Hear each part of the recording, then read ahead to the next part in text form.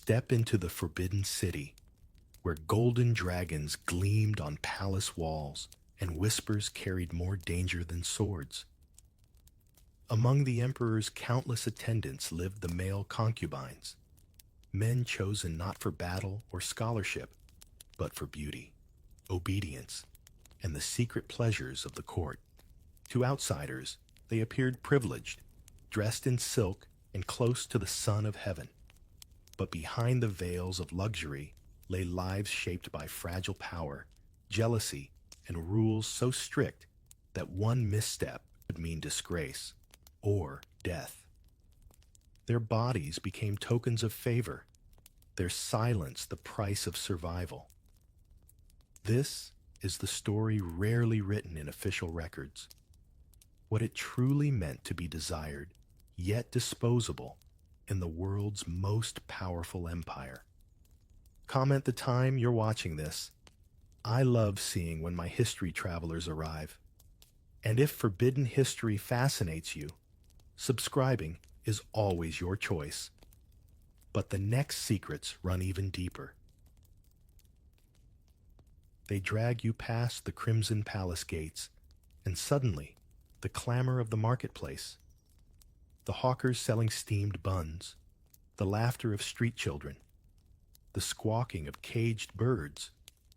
All of it fades as though someone slammed a lid over your life.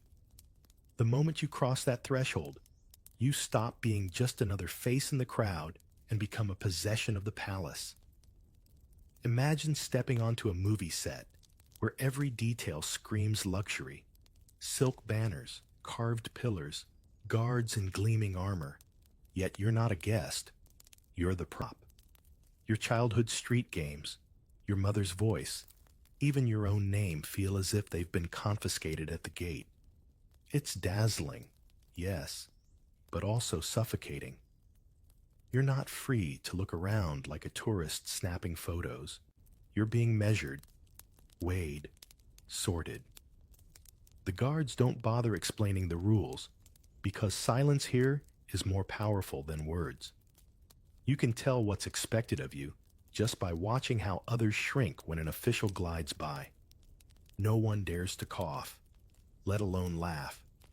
It reminds you of those times in school when the principal walked in unannounced and suddenly even the class clown became a model student. Multiply that by 1,000, add the possibility of a beheading, and you've got the atmosphere of the Forbidden City. Your journey here wasn't voluntary.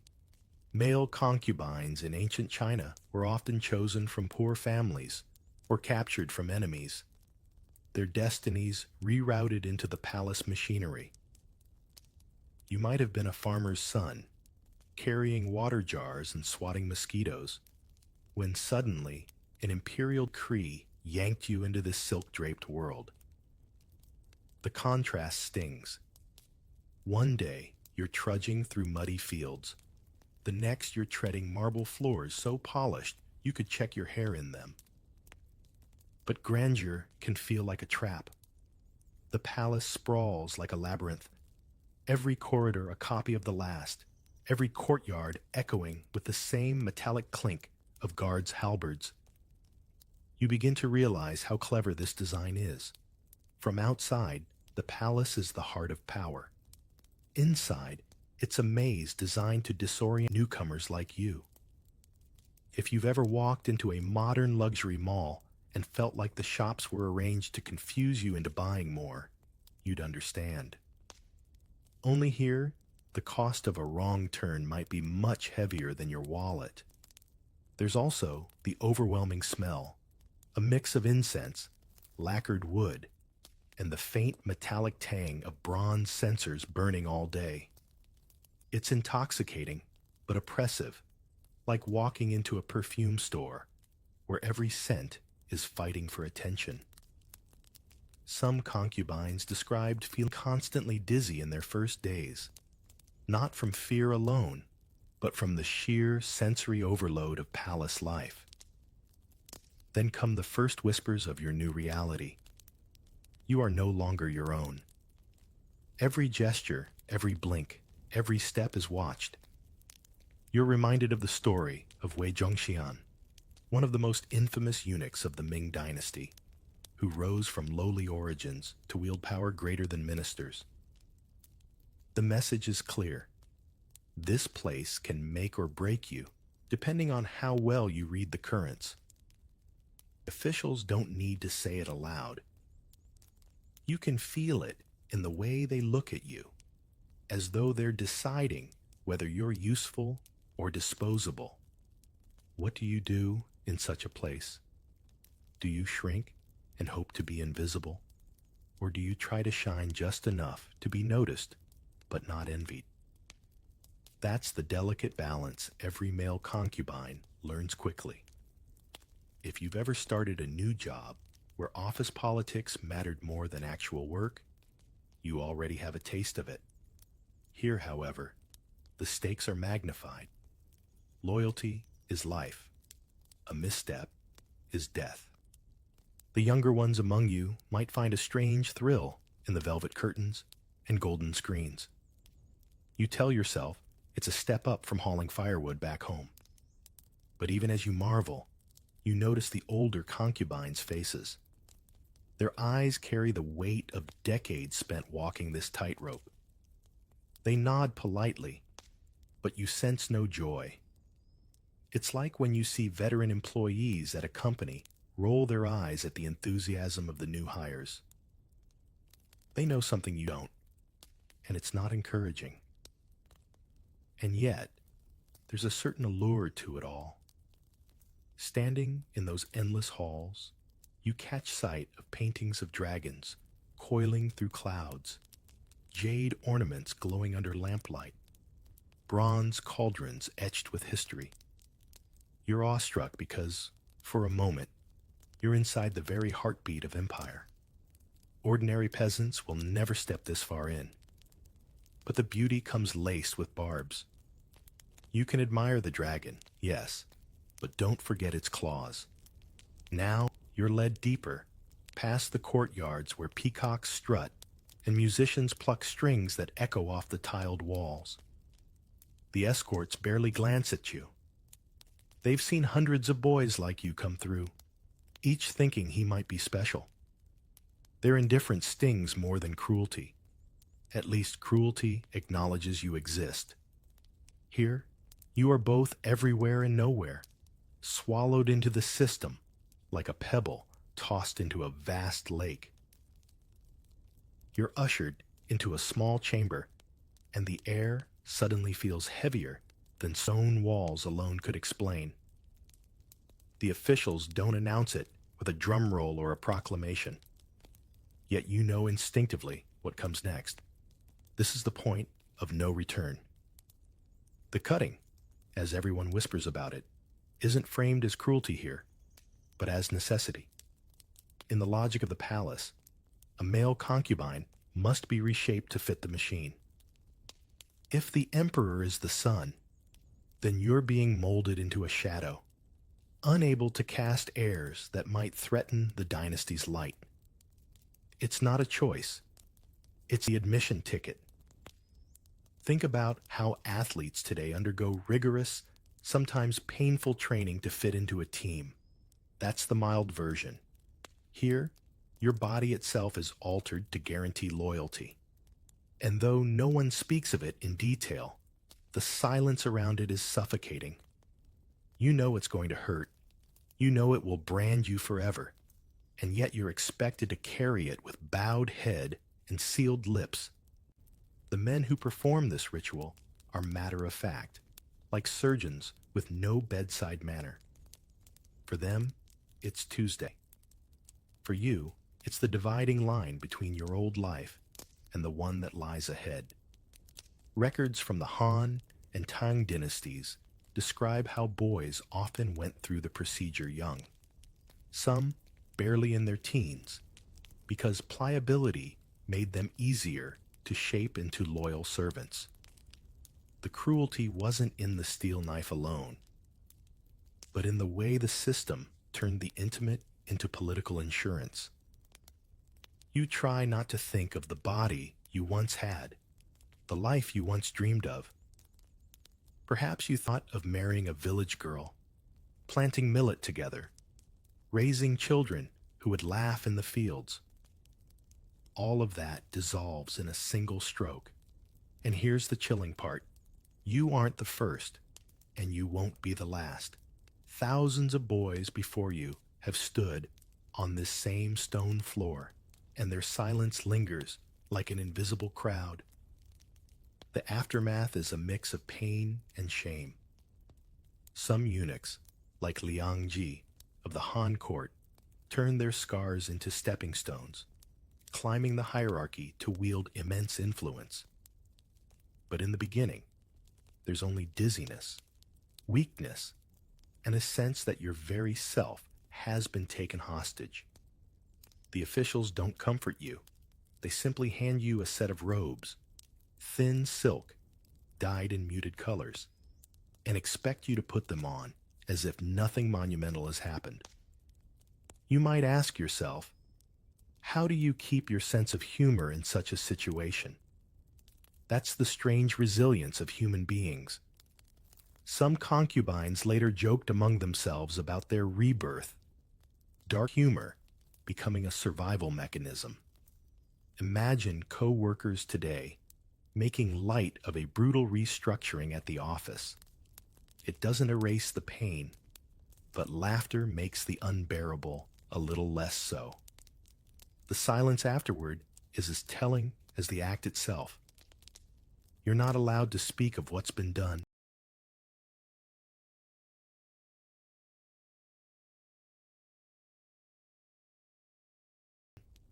Not to family, not even to fellow concubines in training.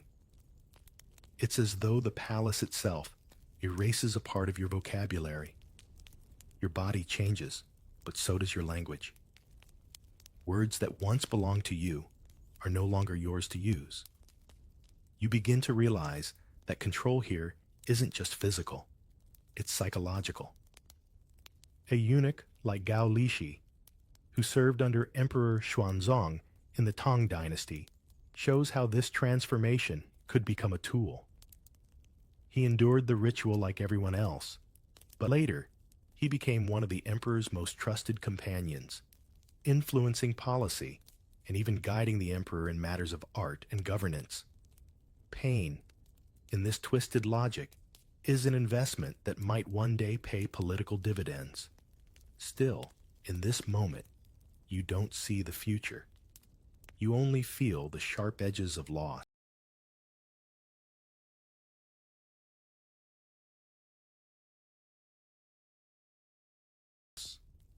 The palace expects you to adjust overnight, to walk with your back straight and head bowed, as if nothing monumental has shifted in your existence. Yet you know that outside the walls, peasants still plow, merchants still haggle, and lovers still stroll under lantern light. For them, the world continues unbroken. For you, time split into a before and after. And as you shuffle down the corridor in those new robes, the walls echo with your footsteps in a way that makes you wonder if the building itself is listening. Because from here on out, every step, every glance, every word is part of the performance.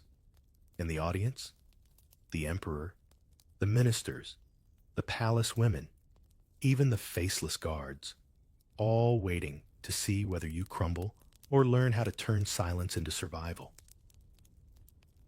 Your recovery is barely complete when the real training begins. It isn't enough to have survived the knife. Now you must be sculpted into someone the emperor might find useful, or at the very least, entertaining. You're not handed a scroll with instructions. Instead, you're dropped into an endless cycle of lessons, as if you've stumbled into a bizarre finishing school where the stakes aren't grades, but survival. They start with posture. Stand too stiff, and you look like a soldier. Too relaxed, and you look lazy. The instructors want you to strike that impossible balance where you appear graceful, yet humble, confident, but never threatening. You spend hours walking back and forth across polished floors, while a supervisor barks corrections. Shoulders back, eyes lowered, hands tucked. If you've ever tried to master walking in high heels, imagine that, but with your future depending on it. Then comes speech. Words must glide like silk, not tumble like rocks. You're taught to recite poetry from memory, especially the elegant verses of Li Bai and Du Fu. It's not about understanding every line. It's about proving that beauty can flow from your mouth like incense smoke. You practice bowing with just the right angle, offering compliments that are clever but not obsequious. One wrong word could turn admiration into suspicion. Think of it like navigating a modern corporate dinner, where you must charm the boss without looking like you're trying too hard. There's also music.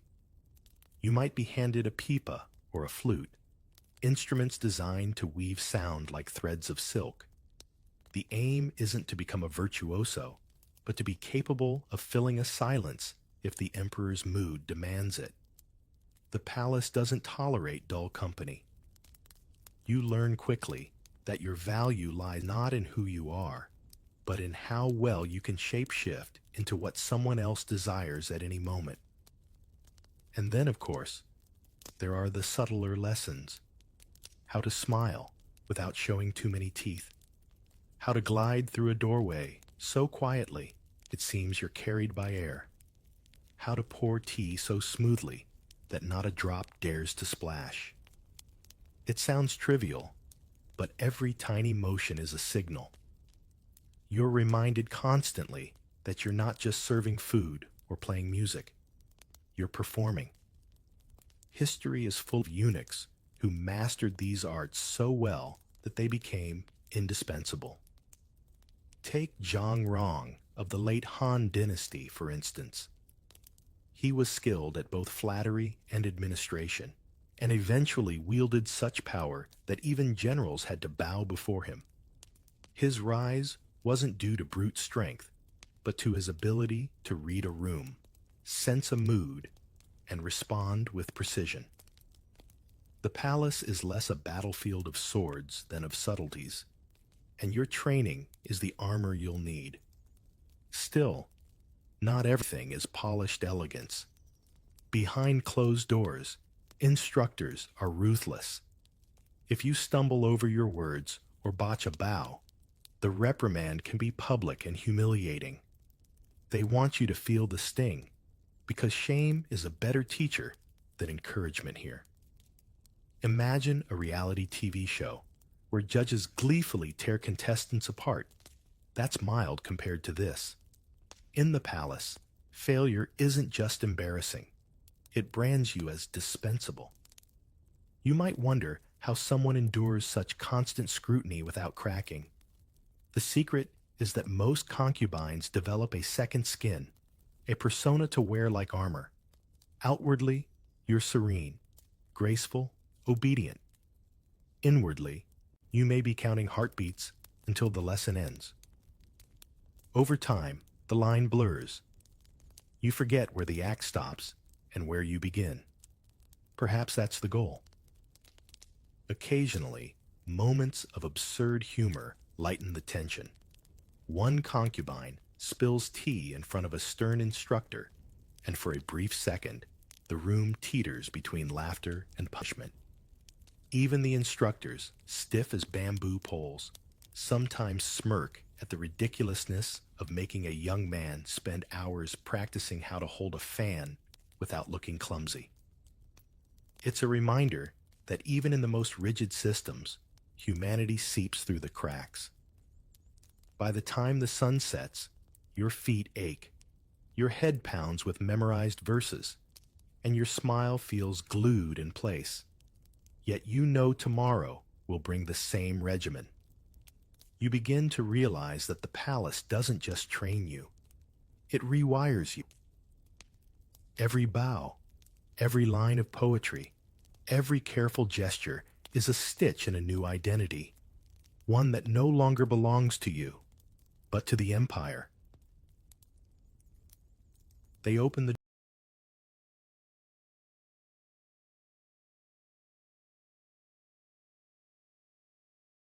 doors to the inner chambers, and the first thing that hits you isn't the sight of silk or gold. It's the smell. Sweet perfumes, sandalwood incense, the faint musk of bodies who've lived too long in luxury. The air feels heavy, as though it's been steeped for centuries in cosmetics and secrets. And here's the hook. You thought the palace gates were intimidating? No, this is the true heart of captivity. These chambers are beautiful cages, and you're one of the exotic birds now trapped inside. The floors gleam with tiles so polished they reflect your face back at you. But the reflection is distorted, stretched by the angle, like a funhouse mirror that makes you question who you've become. Silk curtains cascade from the ceilings, separating rooms in layers so thick you wonder how anyone keeps track of where they are. It's like being inside an endless maze of fabric, where privacy is always an illusion. One curtain can conceal a rival's glare, another hides a whispered plot. The women of the palace drift past you like ghosts wrapped in embroidery.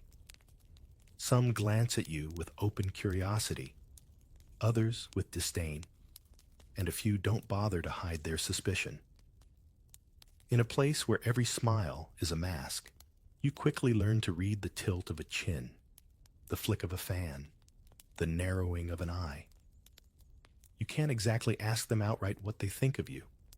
Instead, you study their expressions as though your life depends on it, because it does. Life here is both indulgent and suffocating. Meals arrive in porcelain bowls, painted with dragons and phoenixes, filled with delicacies like bird's nest soup and candied fruits. You eat better than the emperor's soldiers, yet the sweetness is tinged with unease. The luxury isn't meant to comfort you. It's meant to remind you of what you owe. A golden bowl feels like a pair of handcuffs when you realize you can't leave the table without permission.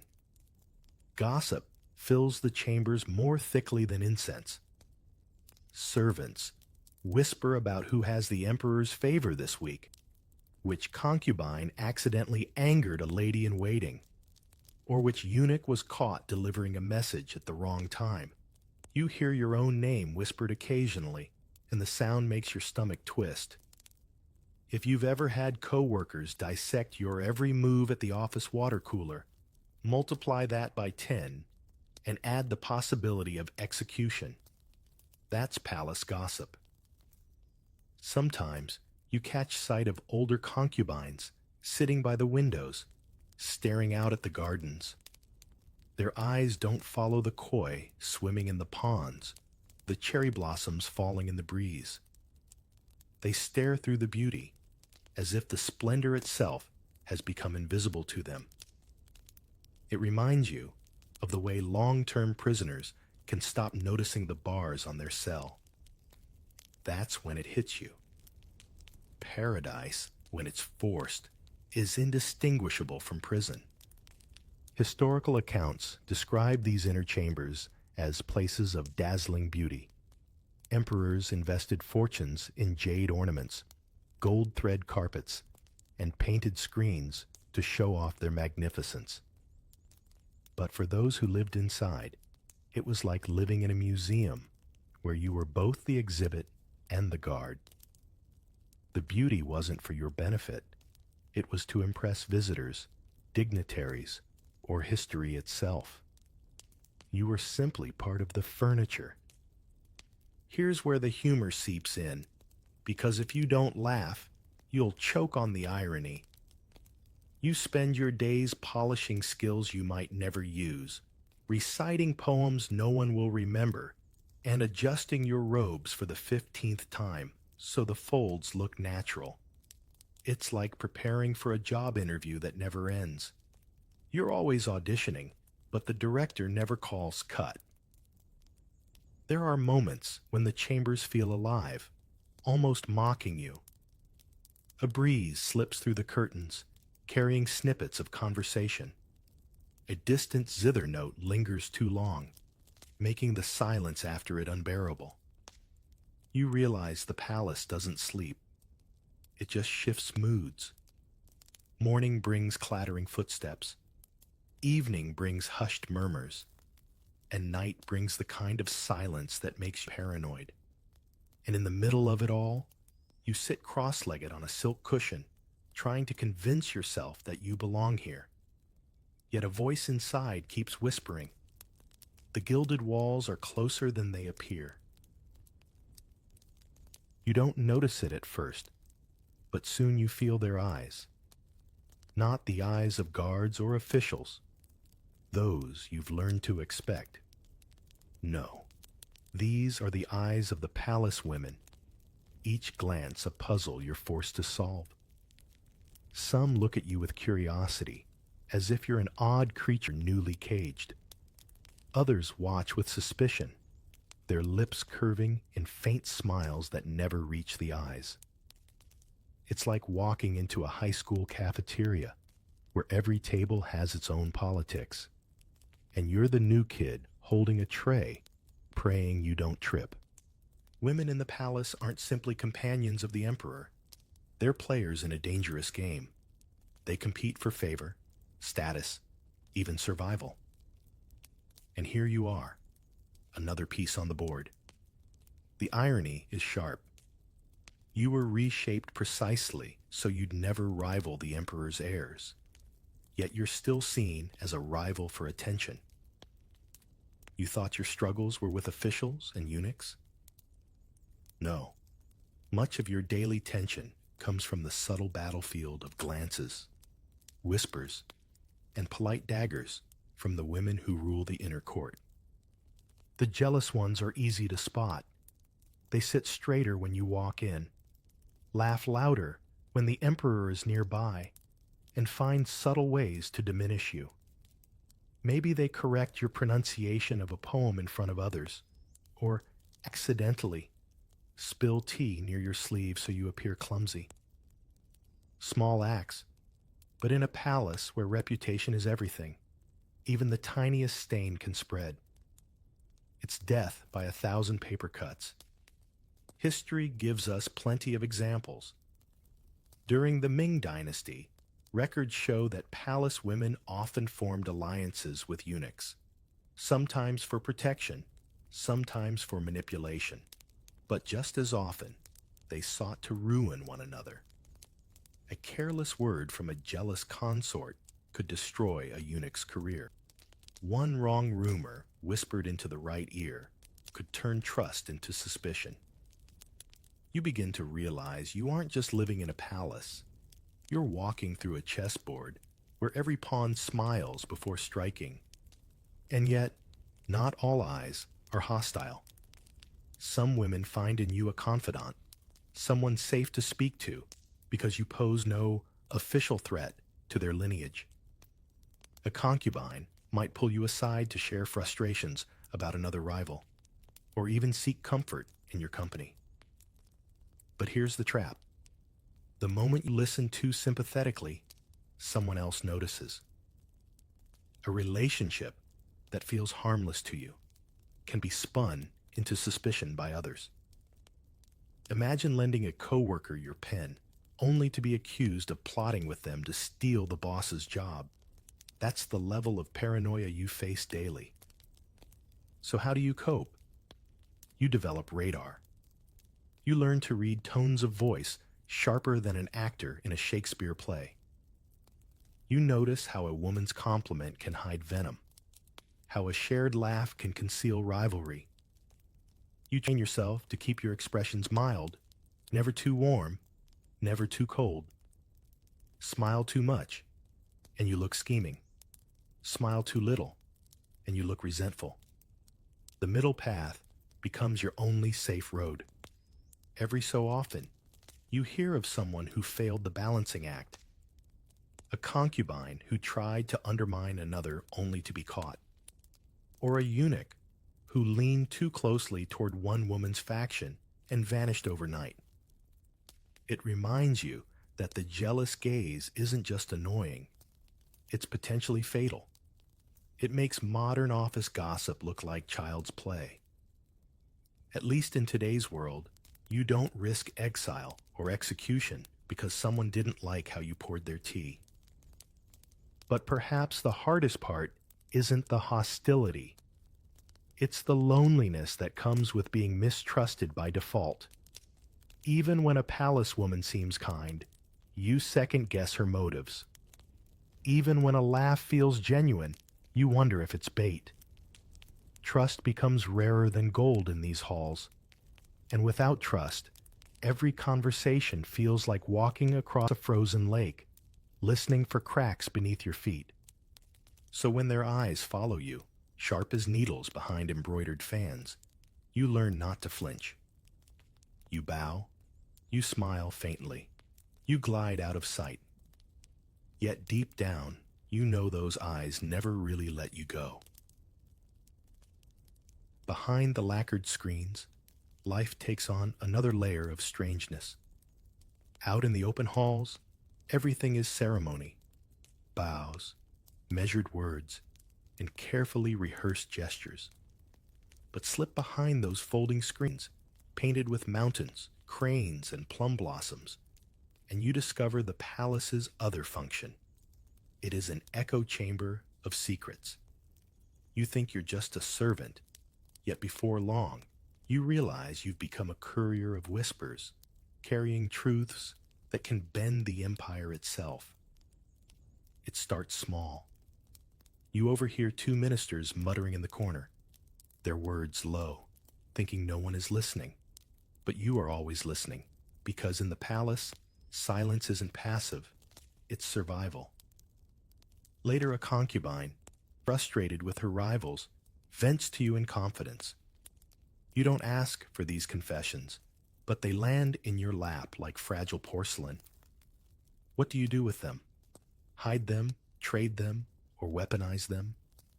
Every option is dangerous, but doing nothing is even riskier. The eunuch system thrived precisely because of this dynamic. Many eunuchs became the emperor's most trusted eyes and ears, moving like shadows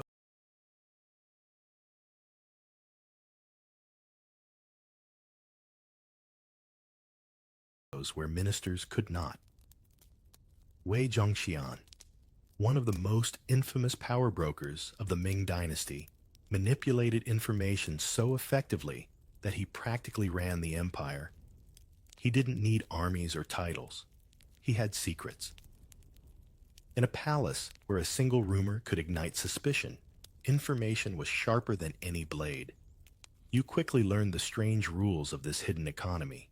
Some secrets are too toxic to touch. Pass them along, and they might explode in your hands. Others can be traded like coins, small enough to buy you a favor from a rival eunuch, or protect you from slander.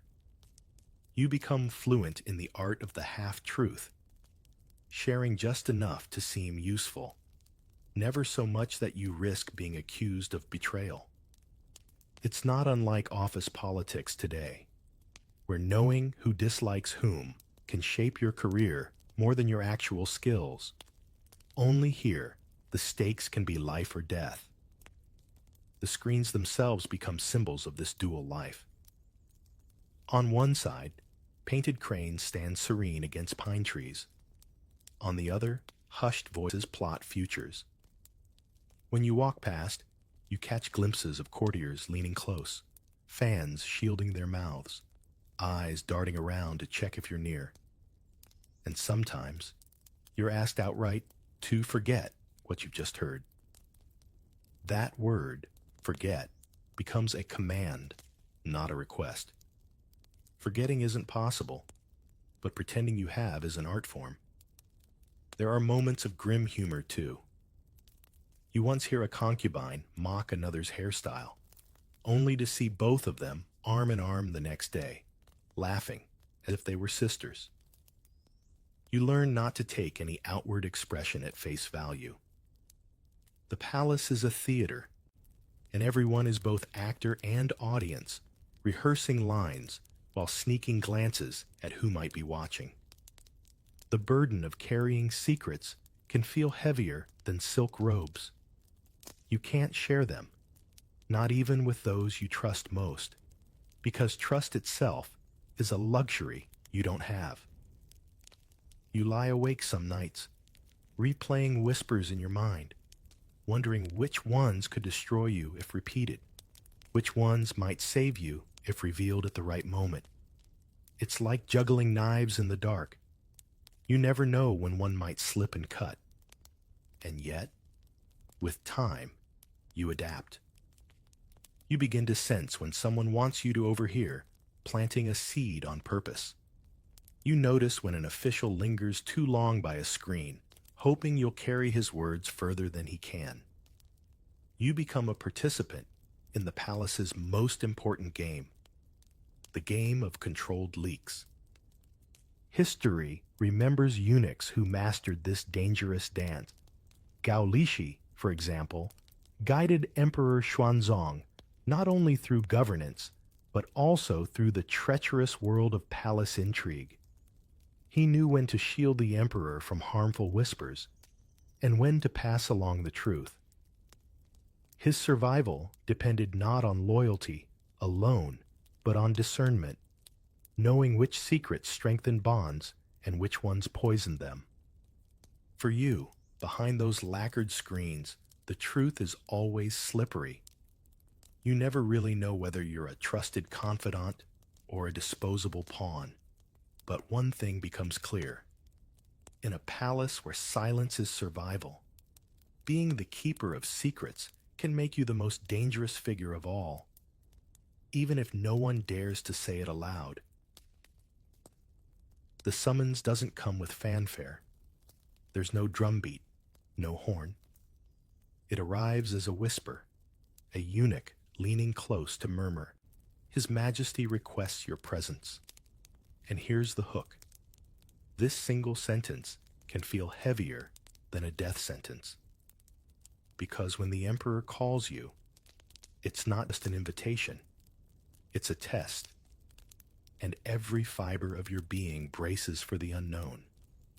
You wait in stillness, hands folded, trying not to fidget as the minutes crawl by. The palace corridors you've walked 1,000 times suddenly feel alien, each echo of footsteps magnified, until you're sure everyone can hear your heart pounding. When the emperor summons you at night, you're not being asked, you're being measured. Will you delight? Will you bore? Will you say the wrong thing that sours his mood? The anxiety is sharp enough to taste. The chamber you enter is thick with atmosphere. Lamps glow against gold leaf panels, shadows dancing like restless spirits on the walls. The emperor himself might recline behind a lacquered table, half hidden by smoke curling from an incense burner. You bow so low, your forehead nearly touches the floor. And when you rise, you keep your eyes carefully managed, respectful but not prying, deferential but not blank. Every gesture must be calibrated, because emperors have long memories and sharper tempers. History records how dangerous these encounters could be. A single word out of place could change the course of your life. Take the example of Zhao Gao, a eunuch from the Qin dynasty, who became infamous for manipulating the weak emperor Qin Ershi. He rose by mastering these moments, knowing exactly when to flatter, when to fall silent, and when to nudge the emperor toward decisions that suited his agenda. But for every Zhao Gao who thrived, countless others vanished into obscurity after one poorly timed remark. You're expected to fill the silence if the emperor gestures for it. Maybe you recite a verse of poetry, something melancholy if his mood is low, or something playful if his eyes flicker with restlessness. If he asks for music, You pluck your instrument with trembling fingers, praying no string snaps. If he wants laughter, you tell a story, weaving humor carefully, never daring to outshine him. It's like being on stage with the most demanding audience imaginable, one that can end your career with a flick of his wrist. The strangest part is how quickly dread can turn to opportunity. If the emperor is pleased, your position shifts overnight. Suddenly, officials who ignored you nod in greeting. Concubines who mocked you smile more warmly. A single night's performance can lift you from obscurity to influence. But you never forget the reverse is true as well. Fall out of favor, and the palace swallows you like you never existed. Waiting for the summons is often worse than the encounter itself. Hours can stretch like days, your mind spiraling with what ifs. What if he asks a question you can't answer? What if he's in a foul mood? What if another concubine has already poisoned his thoughts against you? It's the same kind of dread modern performers feel backstage, except in your case, the stakes aren't applause or bad reviews, they're survival. The chamber itself amplifies the pressure. Every detail reminds you who holds power. The dragon motifs carved into the throne, the jade ornaments glowing under candlelight, even the embroidered cushions. They all whisper, "This is his world, and you are here on sufferance." Yet, there's also a flicker of possibility in the air. If you play your role just right, this moment could become your stepping stone. So you kneel, you bow, you wait for the emperor's word, and in that stillness, you realize that a summons is never just about what you'll say or do. It's about whether you can balance dread and hope on the razor's edge, night after night, never knowing which side you'll fall on. The first time you realize proximity is power, it catches you off guard. You're not seated on a throne, not draped in dragon robes, not commanding armies. Yet the closer you are to those who do, the more invisible threads of influence begin to pull toward you. Sitting near the emperor during a meal, refilling his teacup with steady hands, or simply being present when a joke makes him laugh, these moments ripple outward. Ministers notice. Concubines notice. Suddenly, your silence carries more weight than another man's speech. At first, you think it's coincidence. Why should anyone care that you're standing a little closer than yesterday? But in the palace, everything is a symbol. If you're seen walking with the emperor or standing just behind his chair, whispers multiply. You become the trusted one, whether or not you've earned it. And that label can open doors or paint a target on your back. History proves it. Take Andahai, a favored eunuch of Empress Dowager Cixi during the Qing dynasty. He wasn't a general or a scholar, yet his closeness to her made officials tremble. Ministers who had studied for decades to earn their posts found themselves bowing before a man whose real skill was staying at her side. Proximity transformed him into a figure both envied and despised. His eventual execution showed the peril of such closeness. But until then, his influence was undeniable. For you, proximity feels less like power at first and more like a constant test. You're summoned more often, tasked with relaying messages, asked to fetch scrolls or oversee minor rituals. Each task seems trivial, yet the Emperor's trust grows every time you complete it without misstep. Before long, others start approaching you, not because of who you are, but because of where you stand. A minister might offer you gifts, hoping you'll whisper his name in the right ear. A concubine might smile too sweetly, hoping you'll carry a favorable impression back to the emperor. You're no longer just a servant. You've become a bridge. And that realization is intoxicating. Imagine working at a modern office and suddenly being seated right next to the CEO. Not because of your title, but because he happens to like your company. Every little action you take is now magnified. Every glance interpreted as insight into what the boss might do next. That's what palace life feels like. Except here, careers and reputations balance on your smallest nod. It doesn't mean you're safe. The closer you sit to silk-draped power, the hotter the flames of envy burn. Rivals begin to spread rumors. Maybe you're accused of arrogance or of manipulating access to the emperor. Some may even suggest that you've overstepped boundaries, a dangerous accusation in a court where propriety is everything.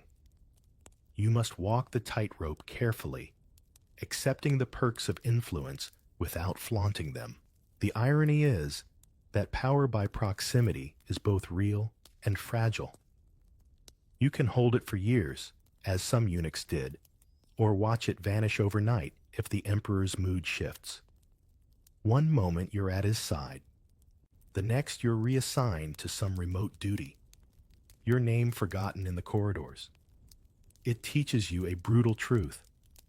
Power doesn't come from titles or land, but from being useful in the right place, at the right time. And so, you learn the art of presence. You don't force yourself into the emperor's notice. You wait for him to summon you. You don't boast of your influence. You let others draw their own conclusions. You become a master of appearing indispensable while pretending to be invisible. That paradox is the secret of survival. In the quiet moments, when you find yourself sitting closer to power than you ever imagined, you wonder, is this influence truly yours? Or is it just borrowed light, reflecting from the emperor's flame? But before you can answer, another minister bows a little lower in your direction, and you realize that, borrowed or not, light can still blind those who stare too long. The palace has a peculiar rhythm. One moment, someone rises like a star, dazzling the halls with favor. The next, that same star collapses into shadow. You see it again and again, and it teaches you a cruel lesson. The higher the pedestal, the faster the fall. Nothing makes this clearer than watching the emperor's favorites burn brightly, only to be discarded like festival lantern once the flame dies. At first, you're dazzled by their ascent. A concubine who once sat quietly in the corner now wears jade hairpins and commands whole teams of attendants. A eunuch who poured wine yesterday now whispers directly into the emperor's ear today. The transformation is swift and intoxicating, as though the palace itself has sprinkled gold dust over them. You can't help but wonder, will it ever be you? But the palace doesn't let you forget. Gold dust can turn to ash overnight. History records these cycles vividly. Consider Wang Zhen, a eunuch during the Ming Dynasty. He became so powerful through the emperor's favor that he commanded armies, only to be executed in disgrace when his overreach became intolerable. Or look at Lady Zhao during the Han Dynasty, whose sudden loss of favor turned her from the emperor's beloved to a prisoner within the same walls. Their stories echo like warnings through the chambers you walk daily. Favor is fickle, and its collapse can be catastrophic. You notice how quickly others adapt to these shifts. When someone rises, rivals flatter them, attach themselves like vines to a tree. When that same person falls, those vines detach overnight, clinging to a new host. Loyalty here is as thin as rice paper. It reminds you of modern celebrity culture. Fans adore someone one week and cancel them the next, as if affection has an expiration date. The palace had its own cancel culture long before hashtags existed. For you, watching the fall of others is both terrifying and instructive. You see how arrogance speeds the descent, how even small missteps become fatal when enemies are waiting. A careless word overheard, a gift refused, a rumor whispered at the wrong moment, all can ignite the blaze that consumes a favorite. Sometimes it isn't even a mistake. Sometimes it's just the emperor waking up one morning, bored of the same face. That randomness is what makes the palace most dangerous. You can do everything right and still be erased. And yet, people still crave favor, still climb the gilded ladder, knowing it might snap beneath them. Why? Because the rewards are irresistible. For a time, the favored live like royalty themselves. Luxury, attention, power radiating from their presence. Even you, cautious as you are, feel the temptation tugging at you. It's hard not to dream when you see another concubine showered with jewels, or another eunuch addressed with respect by ministers who once ignored him. But you've learned enough to resist chasing too quickly. Survival here isn't about soaring high, but about learning to glide low, avoiding the sharpest winds. You remind yourself of the countless faces who vanished after their fall, their names scrubbed from records, their rooms reassigned before the ink dried. If you rise, rise carefully. And if you fall, fall quietly, because in this place, even you. So you stand in the shadows, watching another favorite's downfall. Yesterday, servants bowed to him as he passed. Today, they pretend not to see him at all. The transformation is chilling, not just because of his loss, but because it shows you how quickly the palace rewrites memory. Yesterday's glory is today's ghost. And in that moment, you realize that your greatest lesson isn't how to win favor. It's how to outlast its inevitable collapse. You catch your reflection in a bronze mirror one evening, its surface worn and rippled, like a pond disturbed by wind. The face staring back isn't the boy who walked through the palace gates years ago. That boy had wide eyes and calloused hands from carrying buckets in the village. The man reflected now wears silk robes, his skin pale from years indoors, his gaze sharper, lined with both wisdom and weariness. And here's the hook. This is the moment every concubine dreads and secretly anticipates. The day you ask yourself whether the palace made you or unmade you. Time inside these walls doesn't move like it does outside. Villagers count years by harvests, merchants by markets. You count them by emperors. One died in his sleep. Another was overthrown. Another still reigns, but older now. His temper shorter, his attention wandering. Through it all, you've remained, a fixture in the palace, like a carved screen that witnesses drama without ever leaving the room. The younger concubines look at you with the same mix of awe and pity you once felt for the elders. They whisper that you must know every trick of survival, every secret path through the maze. They don't see the cost etched into your eyes. For them, you're proof that survival is possible. For you, survival feels like a hollow victory. History is littered with figures like you. Eunuchs who grew old within the walls, wielding power one moment and vanishing into obscurity the next. Some, like Gao Lishi, left behind legacies as trusted advisors. Others became villains in the chronicles, accused of corruption or betrayal. Most are remembered only as names on a page, their lives compressed into a footnote. You realize you could become any of them, or none at all. The chambers around you haven't changed. The silk curtains still sway with the breeze.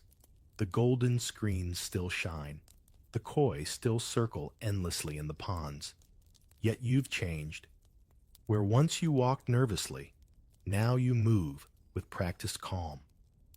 Where once you craved favor, now you crave peace. You see the palace for what it truly is. Not just a prison or a playground, but a theater where roles outlast the actors. You think back to the boy who entered, dragged from a humble life into a gilded cage. Would he envy the man you've become? You live surrounded by luxuries he could never imagine, yet at the cost of choices he once took for granted. No fields to plow, no children to raise, no freedom to leave. Was it survival? Was it tragedy? Or, in some twisted way, was it triumph? Sometimes, you laugh at the irony. Outside, peasants whisper of the palace as a place of earthly beauty, a dream beyond reach. If only they could see the truth. That beauty can be as suffocating as chains. That silk can strangle just as effectively as rope. Perhaps that's the lesson your life offers. The world envies what it does not understand. And yet, in quiet moments, you feel a strange pride. You endured trials that broke others. You learned to balance silence and speech, invisibility and influence, despair and humor. You survived a system designed to consume you. That resilience, at least, is yours. As you set the mirror aside, the bronze catching the lamplight, you know the palace will outlast you. Its walls will echo with new footsteps. Its screens will conceal new whispers. Its chambers will trap new souls. But your story, your endurance, your transformation, lives on, even if history reduces it to a single line. Because in the end, the mirror doesn't just show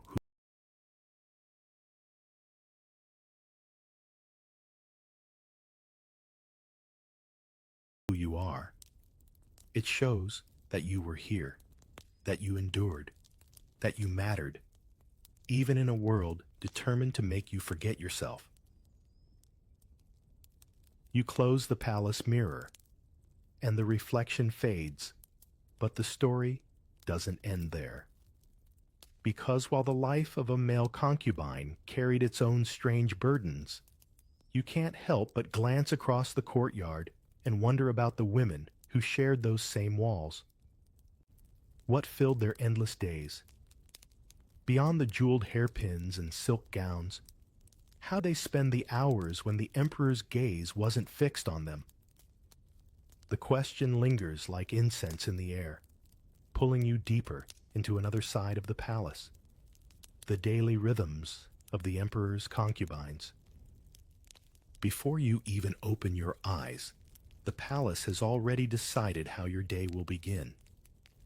Lanterns flicker outside the carved wooden doors. Eunuchs shuffle in the courtyards. And somewhere a drum beat echoes like a reminder that time here belongs to the emperor, not to you. You don't rise because you want to. You rise because 1,000 invisible eyes expect you to. The silk bedding feels soft, yes, but it's also a weight, a reminder that even in comfort, you are never free. Attendants rush in with basins of warm water, their heads bowed low, their movements precise. You splash your face, but it isn't just washing, it's ritual. In this place, even the act of rinsing sleep from your eyes is loaded with meaning. What if you looked tired? What if someone whispered that you weren't as radiant as yesterday? In a palace where appearances rule, a single yawn might become tomorrow's gossip. Do you think your mornings feel stressful now? Fumbling with coffee before work? Imagine that same pressure, except the entire empire believes your worth is measured in how well you smile after sunrise. The dawn hours are a performance, not a private moment. You slip into embroidered slippers, glide across polished stone, and know that every step is being watched. Even the emperor's most obscure concubines must show discipline. Records from the Ming and Qing dynasties note how concubines were expected to rise at dawn, bathed, groomed, and ready, like actresses waiting backstage for a role they might never be called to play. Can you sense the irony? The higher your beauty, the earlier your morning began, because rivals and attendants alike studied you for flaws. The silence of the Forbidden City is deceptive. Beyond your chamber, the palace is alive, eunuchs calling orders, incense curling skyward from shrines, the clip of guards' boots echoing on flagstones. It feels more like an engine than a home, humming with the energy of duty. And you, as one concubine among hundreds, are just a small part of the machine. In a way, it's like a modern office building. Different ranks, everyone competing quietly, waiting for the boss's attention. Only here, the office is painted in gold, and the stakes are survival. Think of someone like Empress Dowager Cixi. Long before she ruled the empire, she too had mornings like this. Rising early, attendants hovering, her every move catalogued. We often remember her as the formidable woman who steered China through turbulent decades. But history forgets that her day once began the same way as yours. Obedience before breakfast. Even the powerful had to start as silent players in this grand performance. The morning air bites as you step toward the courtyard. Dew clings to peonies. Mist floats across the pathways, and golden tiles overhead catch the first blush of light. It's breathtaking. But beauty here is a cage. You can't simply wander. You walk where you're told, stop when required, smile only when appropriate. Even paradise becomes exhausting if you're never allowed to sit in it freely. By the time the sun clears the walls, you're fully awake, dressed, and polished. You've been evaluated without a word, silently scored by attendants, rivals, perhaps even higher-ranking concubines watching from shadows.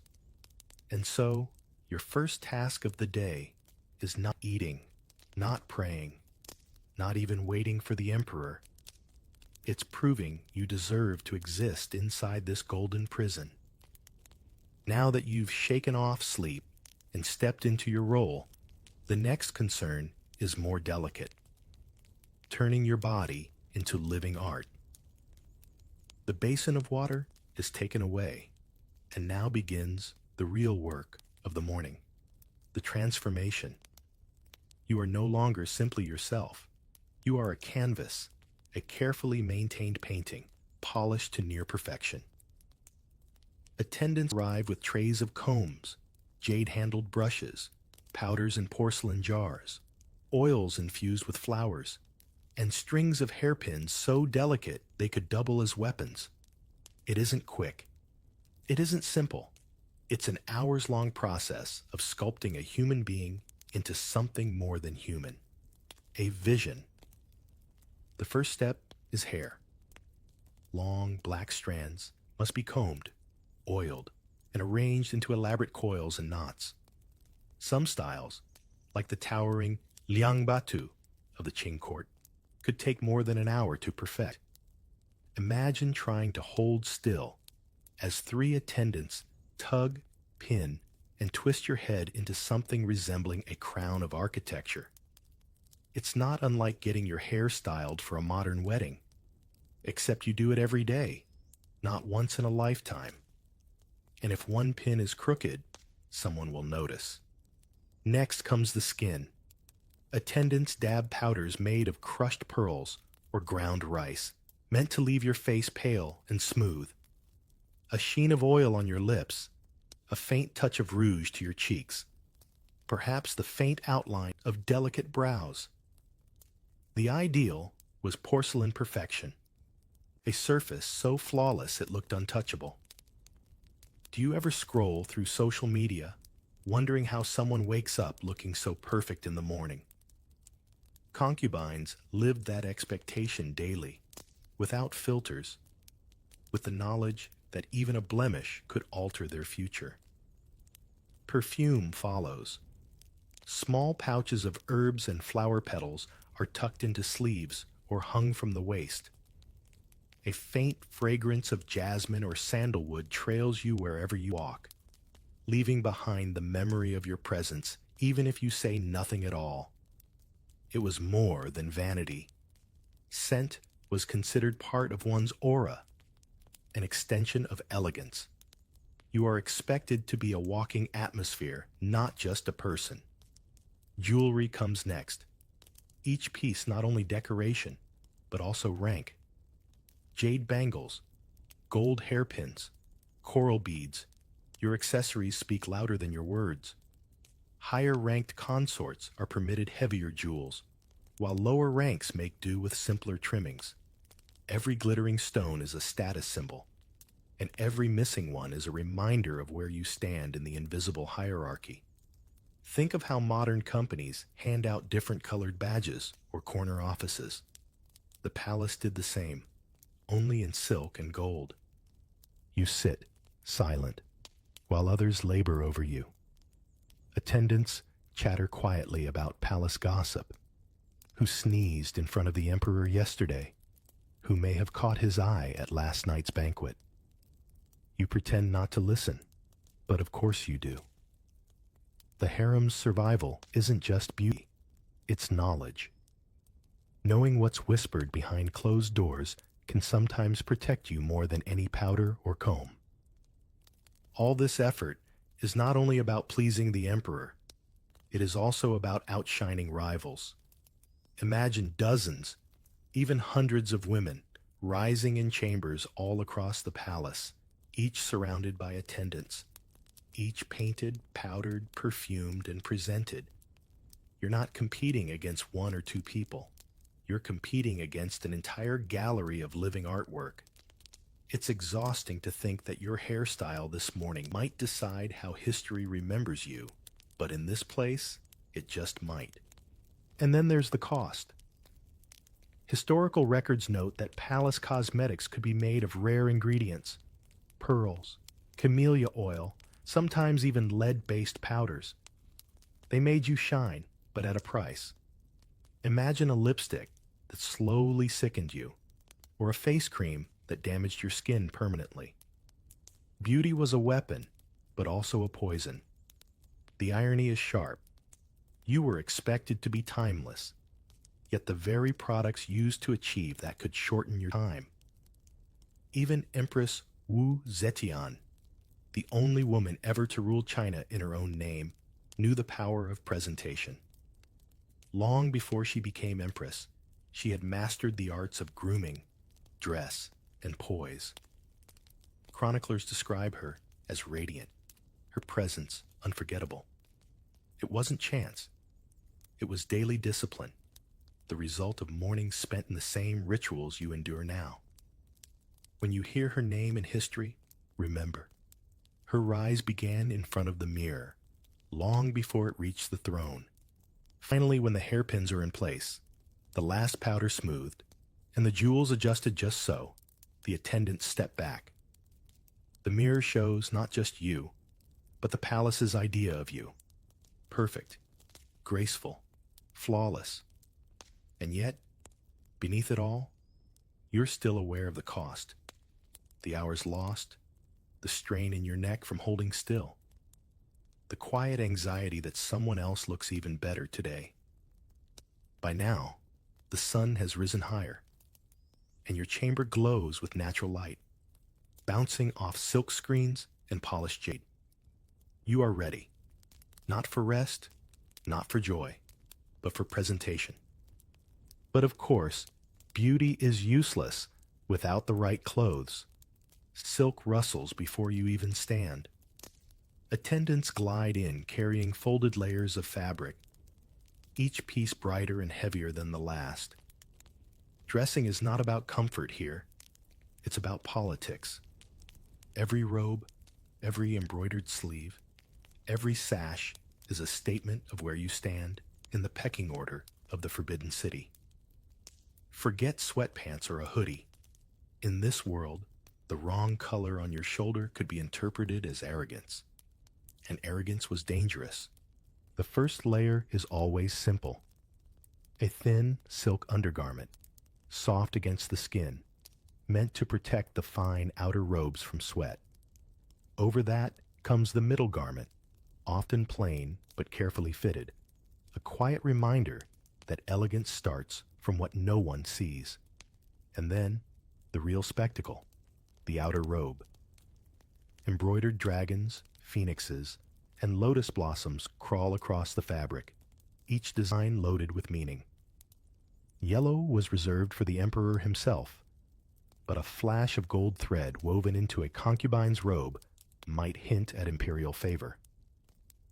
If you've ever noticed how uniforms in modern companies quietly distinguish who's in charge, different ties, better suits, it's the same principle. Only here, the stakes involve survival. Jewelry, of course, must match. A robe with cranes calls for hairpins shaped like wings. A robe with flowers demands bracelets that echo blossoms. Each detail whispers something, and every whisper is being heard by someone. The court was like a stage, and you, every morning, were an actor dressed by an army of stylists. Can you imagine living each day as though you were constantly preparing for a red carpet event? Only the audience is your rivals, and the critics are eunuchs with long memories. Weight is another matter. These garments are not light. Silk may sound airy, but embroidered silk, layered 3 or 4 times, feels more like armor. Some robes weighed several kilograms, especially those heavy with pearls or gold thread. Standing in them too long strained your back. Walking gracefully was a skill all its own. And yet, you had to glide as though floating. If you stumbled, the rumor might spread that you were clumsy, unworthy of favor. Historical records describe concubines shuffling along the polished stones of the palace, their sleeves dragging like banners, their embroidered shoes barely lifting from the ground. The effect was deliberate, slow, controlled, almost hypnotic. You didn't just walk. You performed an illusion of serenity. In a world where every rival is watching, even footsteps carry political weight. Consider consort Yang Yuhuan, better known as Yang Guifei, one of the famed 4 beauties of China. Her attire was said to dazzle courtiers into silence. Her robes so exquisite they became symbols of her influence over Emperor Xuanzong of the Tang dynasty. It wasn't only her face that enchanted, but the full presentation. Jewels, silks, perfumes, and poise. Dressing, in other words, could tilt the balance of an empire. Once dressed, you step back to face the bronze mirror. The reflection stares back like a stranger, layered, jeweled, perfected, and yet suffocating under expectation. Your arms feel heavy, your breath slowed by tight sashes, but none of that shows. Outwardly, you are serenity.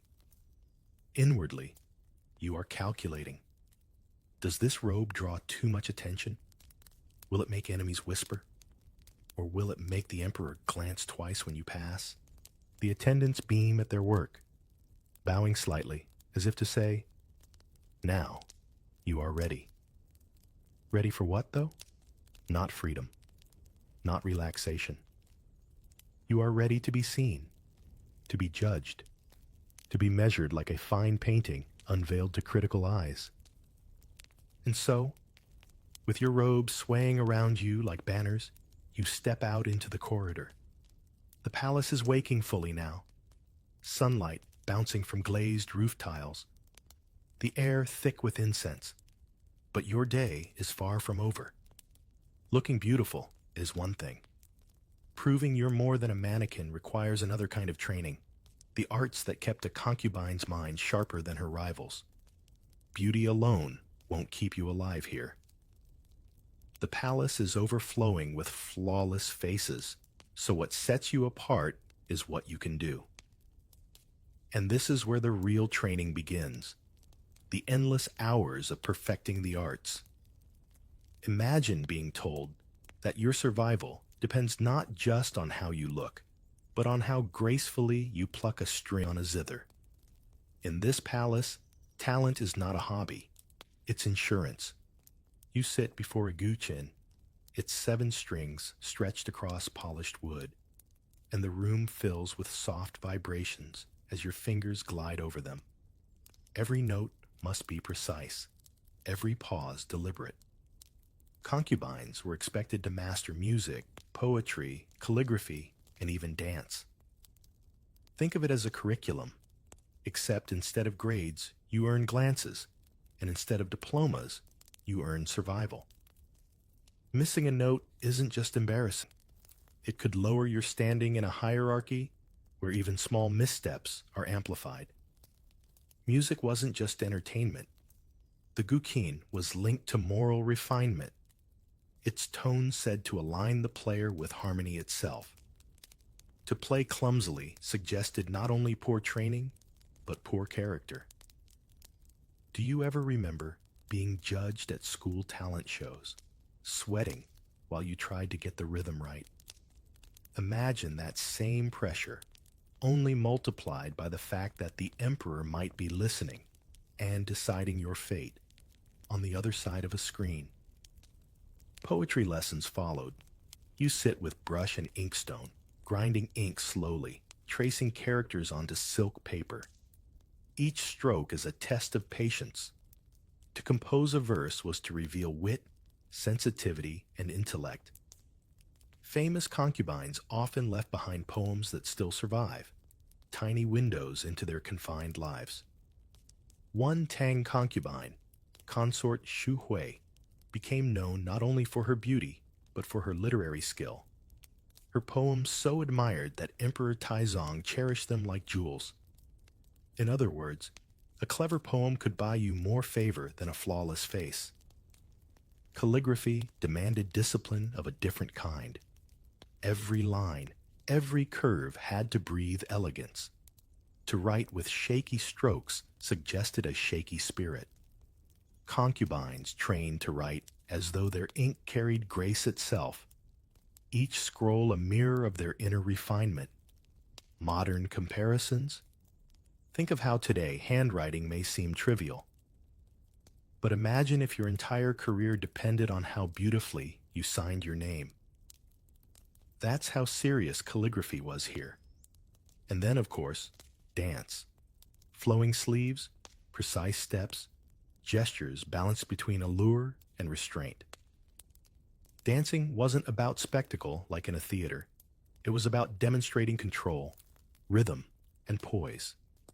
Some dances were slow, like moving silk in the wind. Others told stories of loyalty or longing.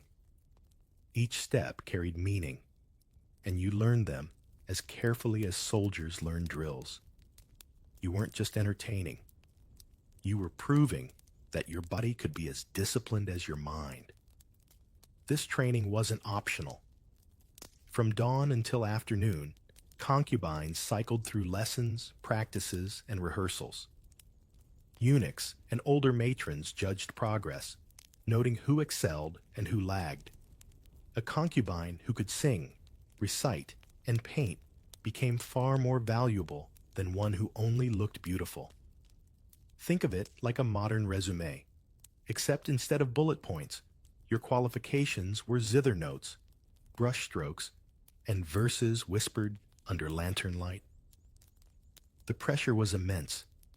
A slip of the tongue in a poem, a cracked note in a song, even a stumble in a dance could be seized upon by rivals. And gossip traveled fast. Did you hear she forgot the second verse? Did you notice her ink blot? These whispers could shape futures.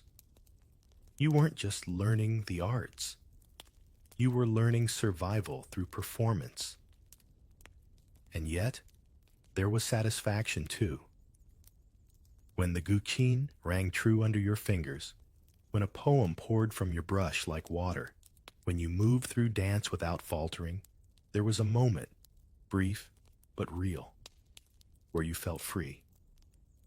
As though in those arts, you found a piece of yourself untouched by the palace's gaze. Perhaps that's why so many concubines left behind poems, songs, and painted scrolls. They were not just showing skill. They were preserving themselves. Take Empress Zhao Feiyan of the Han Dynasty. Before rising to power, she was known for her breathtaking dance. Her movements described as so light she seemed to float.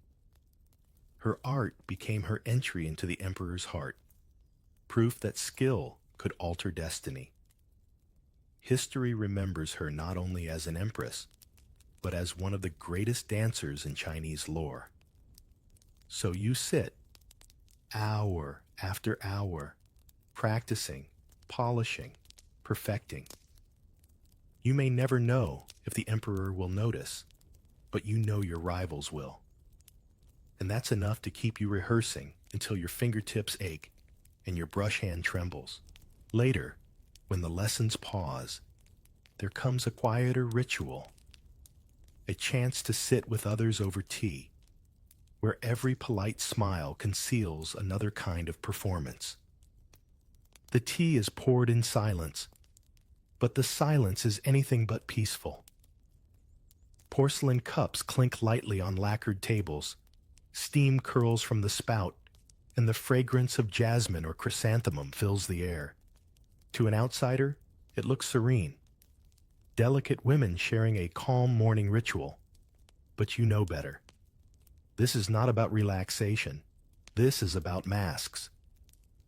Each mile hides calculation. Each compliment disguises suspicion. And every sip is taken as though it might contain more than just tea. You take your seat among fellow concubines, careful to settle neither too close nor too far. Distance here is a message. Too eager, and you look desperate for attention. Too aloof, and you look arrogant. The right spot suggests confidence without overstepping. Imagine attending an office meeting where the simple choice of where you sit could affect your entire career. That's what tea time feels like in the palace. The conversation begins with pleasantries. The flowers in the East Garden are especially fine today, someone remarks. Your robe's embroidery is exquisite, another adds. Polite words float like bubbles, light and harmless on the surface, but you can sense the weight beneath. Are these compliments, or are they traps? Did she mean your robe is beautiful, or that it's too extravagant for your rank? Every sentence here has two meanings, and it's your job to catch both. Gossip is the true drink at these gatherings. Who was summoned last night? Who received new jewels? Who has fallen out of favor? Whispers spread faster than steam rising from the cups. No one admits to starting the stories, yet everyone listens carefully. A clever concubine never spreads gossip too boldly. She lets it drift like smoke, so no one can trace its source. And as you sip, you nod at the right times. Laugh lightly when expected, never letting your eyes betray your thoughts. Tea also served a practical purpose in the palace. Many concubines were trained in the art of tea preparation, each pour and gesture carrying symbolic refinement. To lift the lid of the cup gracefully, to pour without spilling a drop, to serve with a steady hand. These tiny skills reinforce the illusion of calm, cultivated poise. Even in something as ordinary as tea, you were being judged. Do you ever find yourself performing manners in front of guests? Careful how you hold your glass or cutlery? Now, imagine your life depending on it. there is, of course, the danger of poison. Records and rumors alike tell of rivals slipping powders into drinks. Whether every story was true hardly mattered. The possibility alone was enough to keep you on edge. Some concubines trained attendants to taste tea before them. Others rotated cups discreetly to keep enemies guessing. Each sip was a gamble. What looks like a gentle tea ritual is, in fact, a battlefield where the weapons are porcelain cups and sweet smiles. History offers plenty of examples. Consort Mei of the Tang dynasty, favored by Emperor Xuanzong after the death of Yang Guifei, was said to have faced endless whispers and schemes during these kinds of gatherings. Every step she took in social rituals was scrutinized. If she laughed too much, she was frivolous. If she laughed too little, she was cold. Even the steam rising from her tea could feel like smoke from a fire she didn't light but had to survive. Still, there was strategy. Some concubines used tea time to form subtle alliances, building networks of mutual protection. A shared laugh here, a sympathetic glance there, might bloom into a partnership that helped both survive the harem's cruelty. Others used the setting to quietly isolate rivals, excluding them from conversation until they seemed invisible. The tea was warm, yes, but the atmosphere was cold, as if everyone at the table was both a friend and an enemy at the same time. You sip, smile, listen, and store away every fragment of information. Did she mention the emperor looked tired? Did she hint at a quarrel between eunuchs? These small details might prove vital later. A concubine with sharp ears often lived longer than one with dazzling eyes. And when the teacups are finally empty, when the porcelain clinks one last time, you rise with the same grace you entered. Outwardly, it seems nothing happened, just a peaceful morning gathering. But inside, you know you've just survived another test. Now, the palace calls you back to order, for lessons in hierarchy and duty are never far away. Your attendants move like shadows, always present, never forgotten. They dress you, fetch water, prepare cosmetics, carry trays, and whisper the daily rules as if you might somehow forget them. To an outsider, this might look like luxury. Imagine being surrounded by people who do everything for you. But in the palace, attendants are not simply helpers. They are mirrors of your status, measuring sticks of your importance, and sometimes even spies. The higher your rank, the more attendants flutter at your side.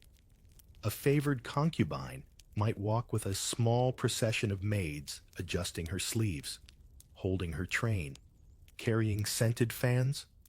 A lower-ranked concubine might make do with just one maid, or worse, be forced to share. The number of hands that lift your robe is not about comfort. It's about visibility. It tells others where you stand, without a word spoken. Think of it like today's world, where a CEO steps out of a car with drivers and assistants, while a junior employee slips in unnoticed. The palace made the same statement, only with silk and silence. But these attendants were more than symbols. They also shaped your survival. Every detail they managed could affect your reputation. If a maid tied your sash unevenly, others might whisper that you were careless. If she prepared the wrong tea, you could be accused of arrogance. You depended on them, and yet you never fully trusted them.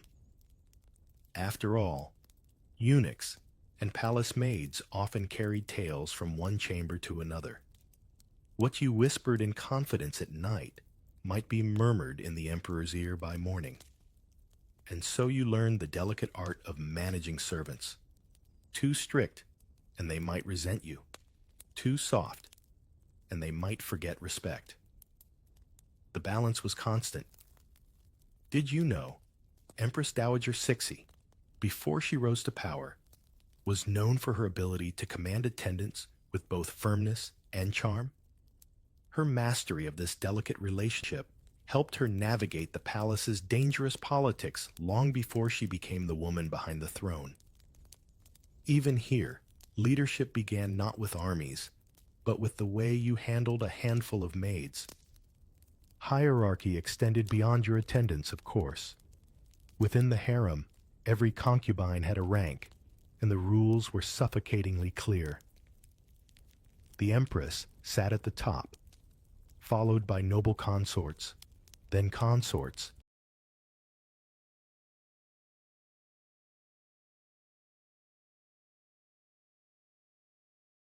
then concubines of various titles down to mere attendants.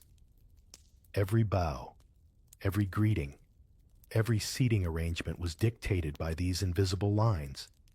If you forgot to bow low enough, or if you walked one step ahead of someone ranked above you, the insult could echo for weeks. Have you ever been in a workplace where seating at the table silently announced who mattered? Imagine that system multiplied by dozens, with punishments for forgetting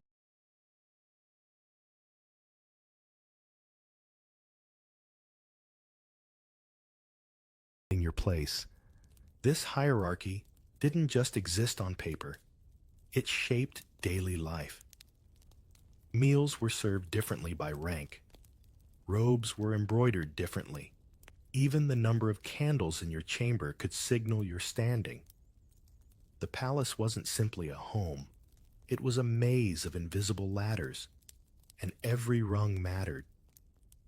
Your attendants guided you through this maze. They whispered the order of bows, reminded you when to speak, when to remain silent. Yet you couldn't help but wonder, were they protecting you or protecting themselves?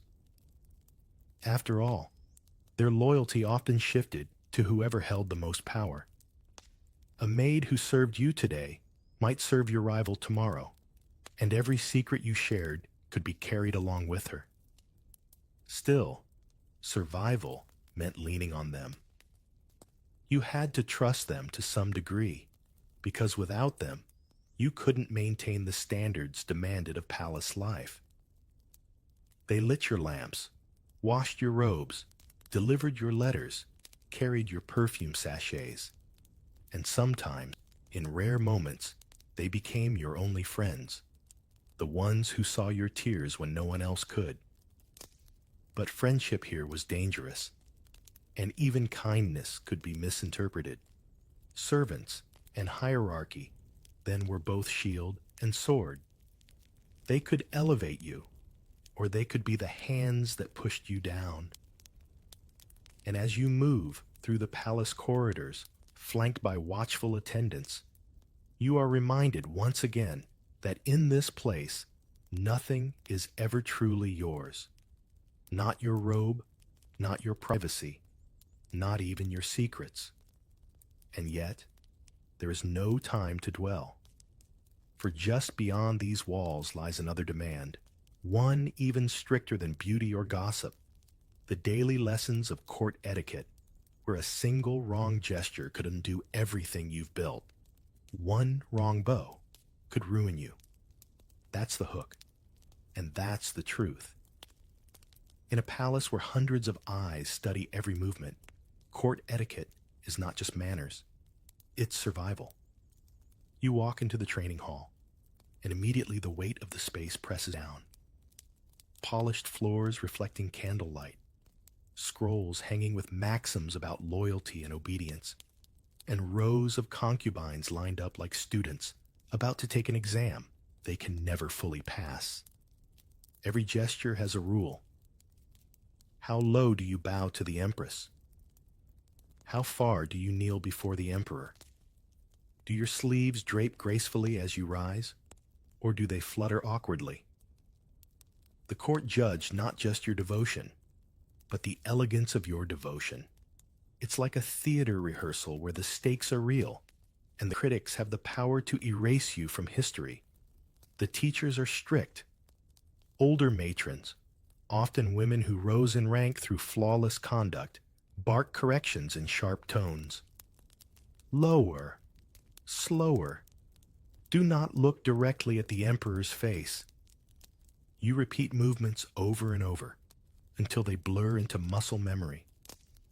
The bow must flow like water. The kneel must land like silk falling.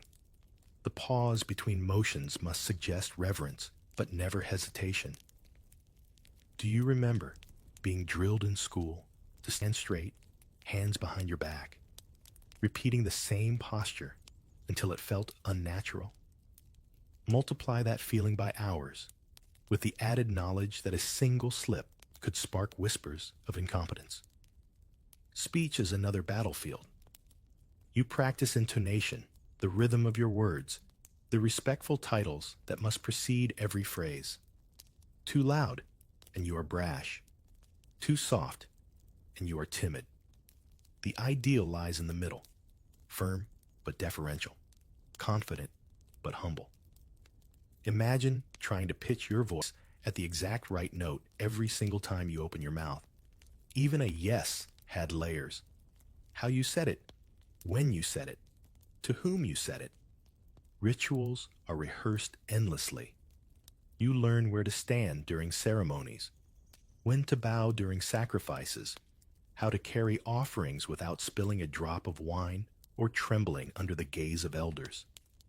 One forgotten step, and rivals are quick to point out your failure. In this world, etiquette wasn't just for show. It was proof of loyalty to the system itself. Break it, and you weren't just rude, you were rebellious. Consider the story of Empress Shu of the Ming Dynasty. She was known for her strict adherence to ritual, often reminding even the emperor of proper order. Her mastery of etiquette helped her maintain authority over hundreds of concubines. Where others stumbled, she never faltered. Her example made clear that in the palace, discipline and ritual equaled power. And etiquette wasn't just about the emperor. It governed your interactions with every other woman. A lower-ranked concubine had to bow deeper to one ranked higher. Seating was arranged by order of rank. Even the way you exchanged greetings at morning assemblies was codified. Forgetting to bow to the right person could breed a lifelong enemy. Think of modern corporate life, where forgetting to acknowledge the wrong manager in a meeting can haunt you for months.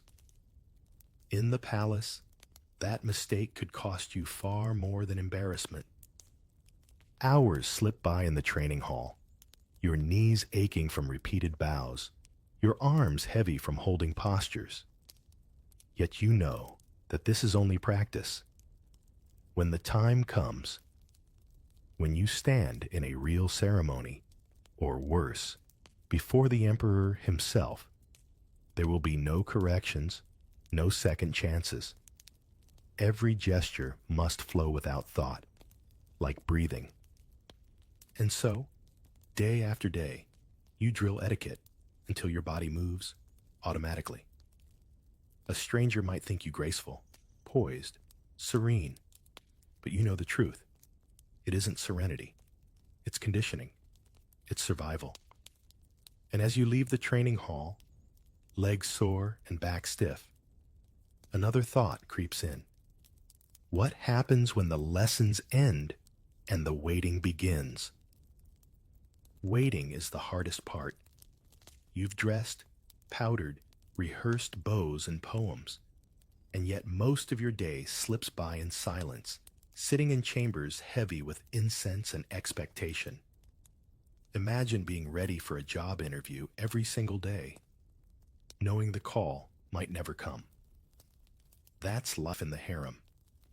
An endless audition for an audience of one. You sit on low cushions, silk sleeves pooling around you, attendants fanning slowly to keep the air moving. Outside, the palace buzzes with eunuchs, guards, and servants. Inside, time drips like honey. You're not allowed to wander freely, not allowed to pursue hobbies of your own choosing.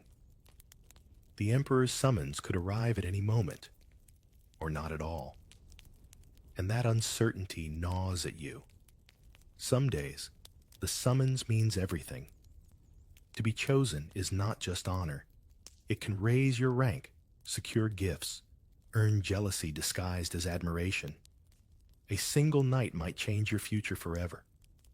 Other days, the summons feels like a curse. What if you are summoned when you're unprepared? What if rivals spread rumors about why you were called? What if, worst of all, you aren't called for weeks? In a world where visibility equals existence, being forgotten is its own kind of death. So you wait. And waiting changes people. Some concubines become restless, pacing chambers, snapping at servants. Others retreat inward, writing secret poems or embroidering endlessly just to keep hands busy. Have you ever stared at your phone, waiting for a message that never came, refreshing the screen again and again? Multiply that anxiety by years, and you glimpse the slow erosion of life inside these walls. History remembers many who spent most of their days in this uncertainty. Take Consort Ban of the Han Dynasty. Famous for her intellect and poetry, she nevertheless endured long stretches of neglect when rivals outshone her.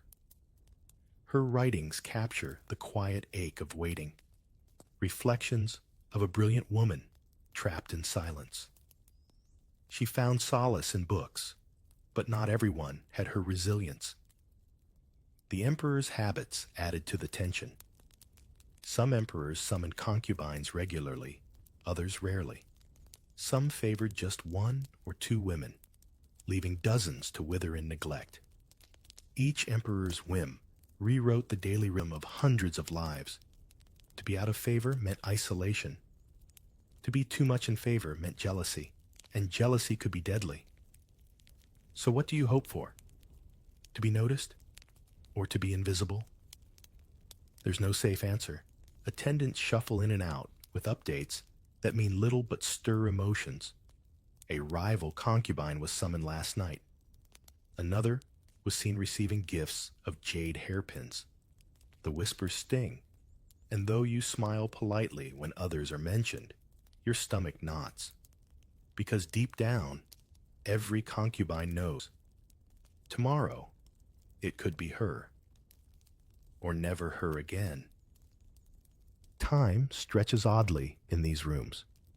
You embroider a sleeve, sip tea, recite verses under your breath. You practice smiles in the bronze mirror, adjusting your expression until it looks effortless, though you've rehearsed it 100 times. And still, the knock does not come. Each hour without it feels heavier, like the walls themselves are leaning in. And yet, this waiting isn't meaningless. For some, it becomes a crucible. In the silence, you sharpen your thoughts, observe others more closely, memorize every pattern of favor and neglect. Waiting teaches patience. Waiting teaches strategy. And in the palace, patience and strategy can outlast beauty. As the day wears on and the summons never arrives, you force yourself to remain composed. Outwardly, you are serene, sipping tea, eyes lowered, as though you've already accepted your fate. Inwardly, you are a storm. But storms cannot be shown here. They can only be hidden behind silk sleeves and polite laughter. When the sun dips lower and shadows stretch across the courtyards, attendants bring lamps and prepare evening trays. No summons today. You exhale softly, half in relief, half in disappointment. And tomorrow, the waiting begins again. To endure the endless hours, concubines often turn to diversions, games and gossip, small sparks of life in an otherwise suffocating routine. The silence of waiting eventually cracks. and in its place comes chatter. You sit around low tables, scattered with carved ivory tiles, painted boards, or decks of cards, and the hours pass with games. But don't be fooled. This isn't play in the way children understand it.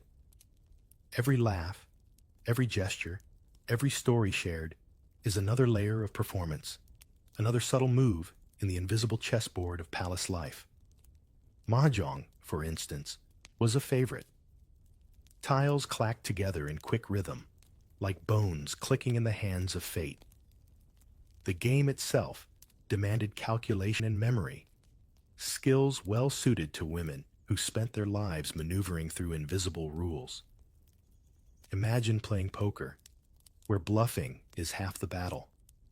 Mahjong was similar, except here, the stakes weren't just coins. They were impressions. Lose too often, and people thought you careless. Win too often, and they whispered that you were ruthless. How do you strike balance in a game where every outcome has meaning? That was the puzzle concubines faced daily. Other times, smaller diversions filled the hours. Pitch pot, a game of tossing arrows into a narrow jar, or chess-like board games imported from scholars' circles. Each carried its own etiquette, its own way of showing refinement. Even leisure was never really leisure. It was another audition. Think of modern networking events where the wine glasses and small talk disguise the real business happening underneath. That was the atmosphere here, light-hearted on the surface, quietly strategic beneath. And then there was gossip. Games provided the perfect cover. As hands moved tiles or tossed arrows, tongues moved faster. Who was summoned? Who stumbled during morning rituals? Who received new silk robes? Stories spread like fire across dry reeds. Sometimes they were harmless, the kind of whispers people tell just to pass time. But often they carried daggers. A careless remark about someone's trembling hand or crooked robe could circulate until it reached the ears of someone important. By then, it was no longer a story. It was evidence. Concubines had to master the art of speaking without speaking. Hints, implications, half-sentences that allowed listeners to draw their own conclusions. No one wanted to be caught as the source of a rumor, yet everyone wanted the rumor to circulate. It's not so different from today's world of office whispers and social media subtweets. Only here, the consequences could be far more severe. History offers a telling example in the story of Zhao Heida, a favored consort of Emperor Cheng of Han. Her influence grew not only from her beauty, but from her clever manipulation of palace networks, whispers, alliances, and rumors that shifted the balance of power until she stood at the center. Gossip in her hands was a weapon sharper than any blade. But gossip wasn't always cruel. Sometimes it bonded women together, offering tiny escapes from monotony. A joke about an absent rival, a sly comment about a eunuch's clumsiness, even laughter over a shared mistake. These small exchanges gave relief in a life otherwise ruled by silence and suspicion. Still, even those lighter moments carried risk. Laughter could be misinterpreted. Smiles could be used against you. And so you played the games, shuffled the tiles, tossed the arrows, and smiled at the right times. Outwardly, it was all innocent. Inwardly, you were measuring every word, every gesture, deciding when to laugh, when to nod, when to remain silent. Even joy had to be rehearsed here. The hours stretched, softened by tea, warmed by lantern light, and filled with the illusion of leisure. But as the trays of games were cleared away, and the gossip dimmed to silence, the palace reminded you again that nothing was free. not even a meal. A banquet in the palace is not dinner, it's theater. Plates arrive like actors on stage, each dish dressed in colors and aromas meant to dazzle. Hook moment.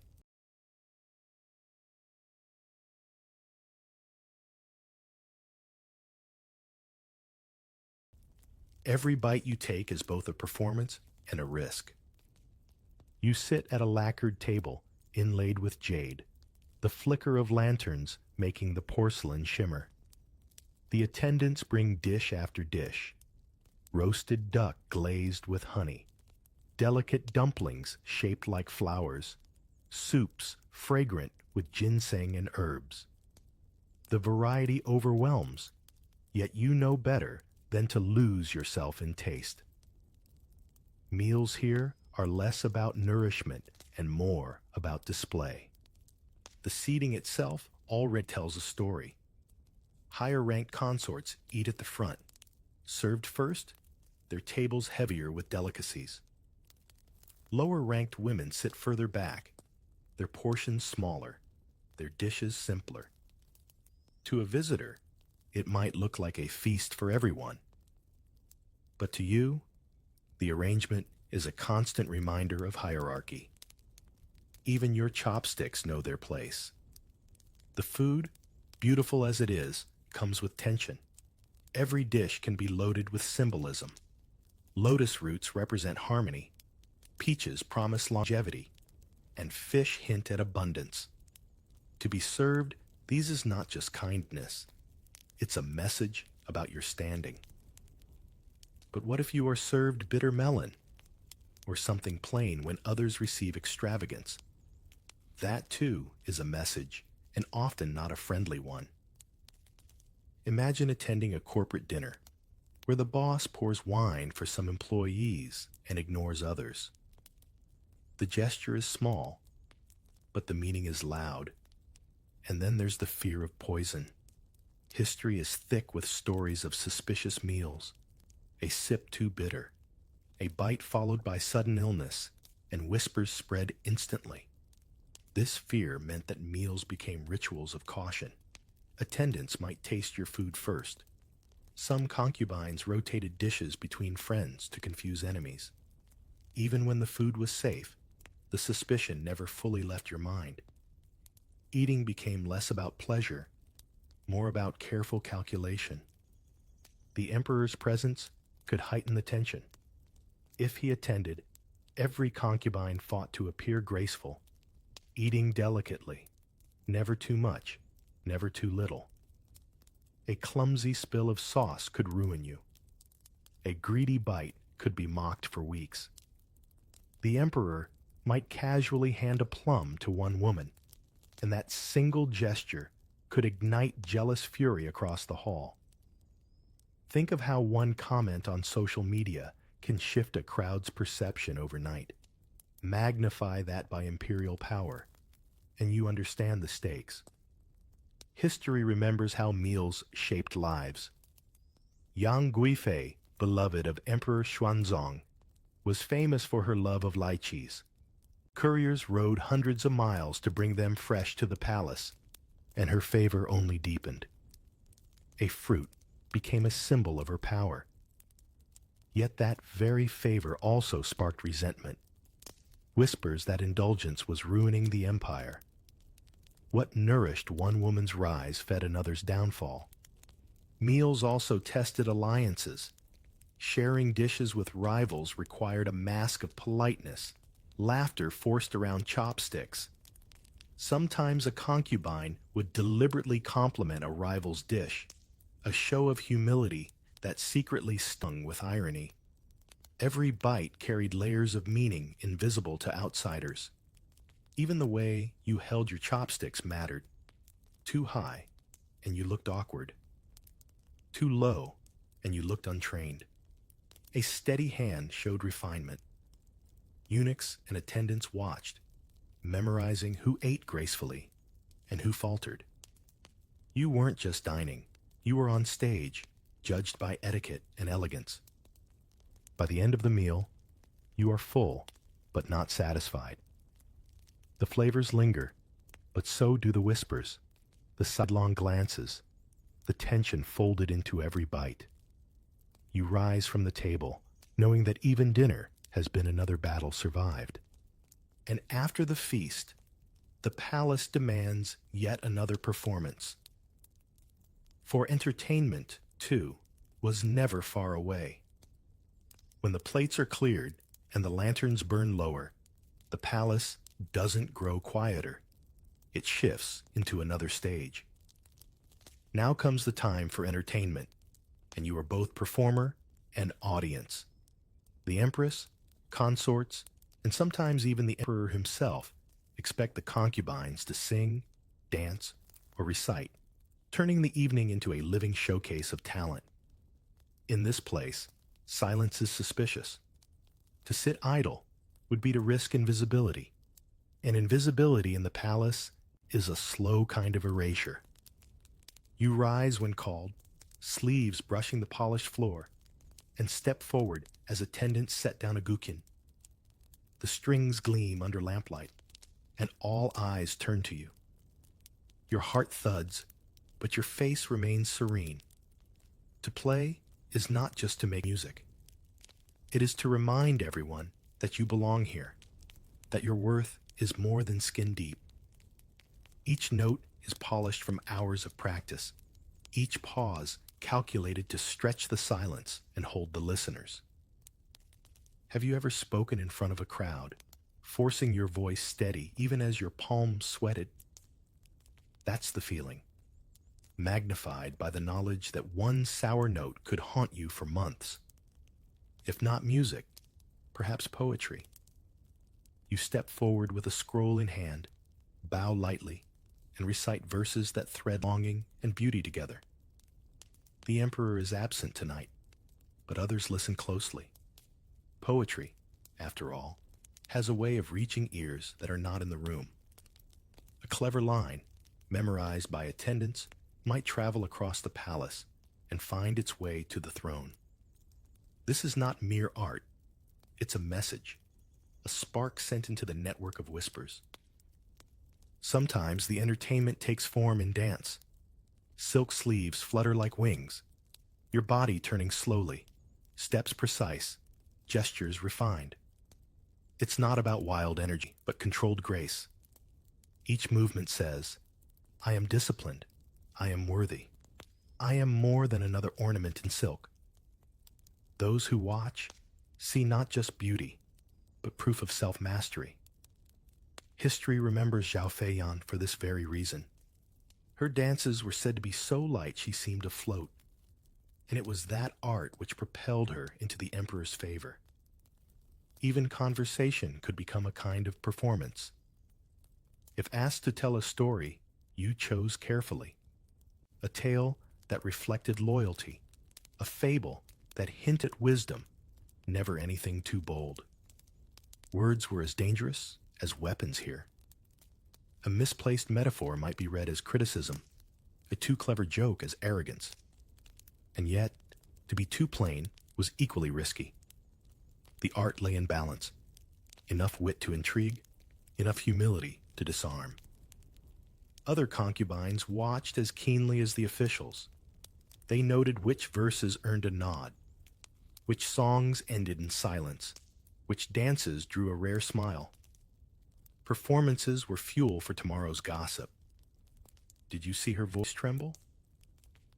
Did you hear how clever her poem was?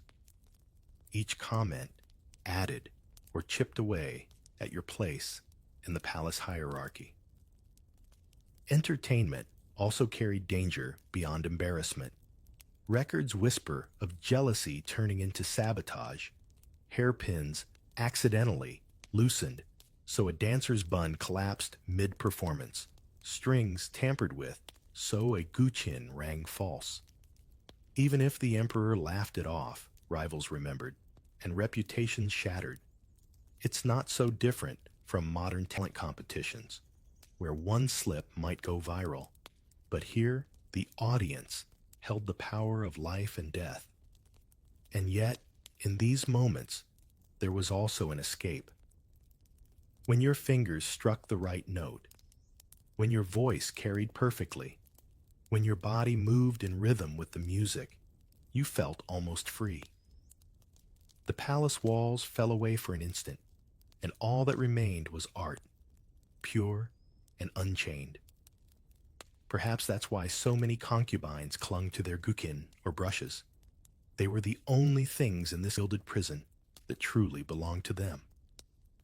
But when the songs fade and the applause, polite or genuine, dies down, the reality returns. Entertainment is only one part of the performance of life here. Behind the curtain waits a quieter act, one not meant for the public.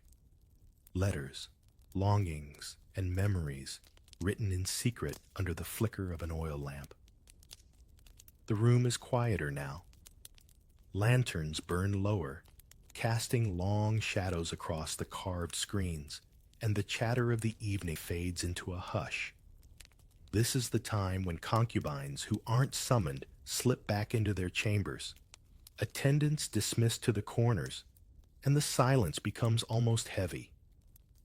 What do you do with that silence? Some pick up brushes and write. Others stitch delicate embroidery by candlelight. But for many, the hours of night are filled with letters and longing. You sit before a low desk, inkstone beside you, grinding stick against stone until black liquid pools like a mirror. The act itself is calming, a way to still thoughts in a world where nothing feels still. You dip the brush and let characters flow, sometimes forming poems, sometimes letters never meant to be delivered. In these secret writings, the mask drops. You no longer perform for rivals or attendants. You pour what you can't speak. Loneliness, frustration, even small hopes bleed into every stroke. Some concubines wrote to family they would never see again. Entering the palace often meant severing ties with the outside world. Parents, siblings, even childhood friends became memories blurred by distance. Letters rarely reached beyond the gates, but still women wrote them, folding longing into words they knew would sit unread. Can you imagine writing text messages you know will never be sent, just to feel like you're still speaking to someone? That's what these letters were, echoes into the void. Others wrote for themselves, diaries hidden beneath lacquered boxes, verses pressed between silk garments. Many of these writings survive today, fragments of concubines who otherwise might have been forgotten. Their words reveal humor, sorrow, sharp wit, even rebellion veiled in metaphor. They prove that behind the powdered faces and graceful bows lived women with sharp minds and restless hearts.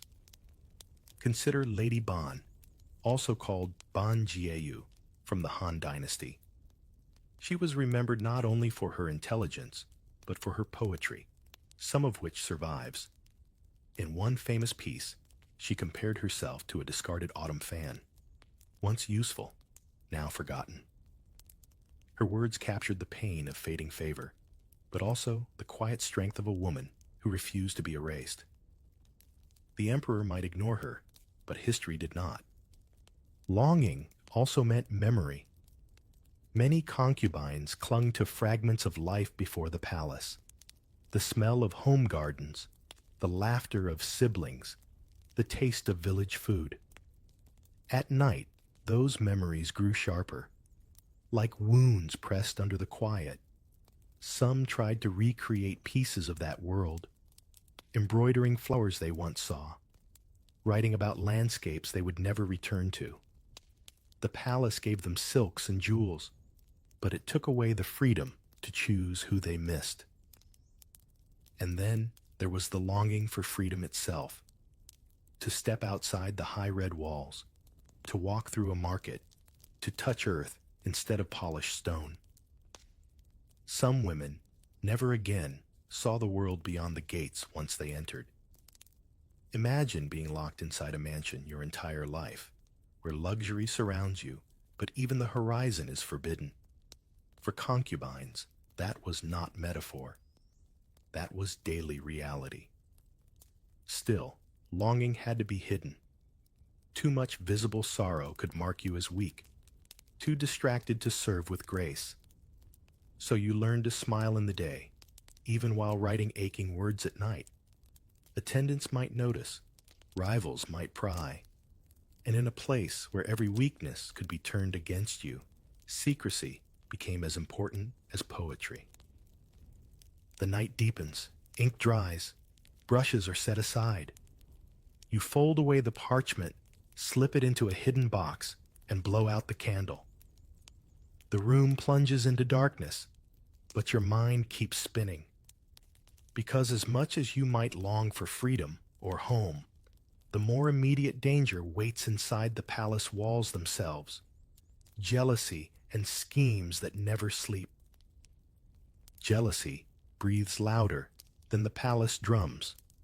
It seeps into the corridors, settles into the embroidered cushions, and coils around every conversation like smoke.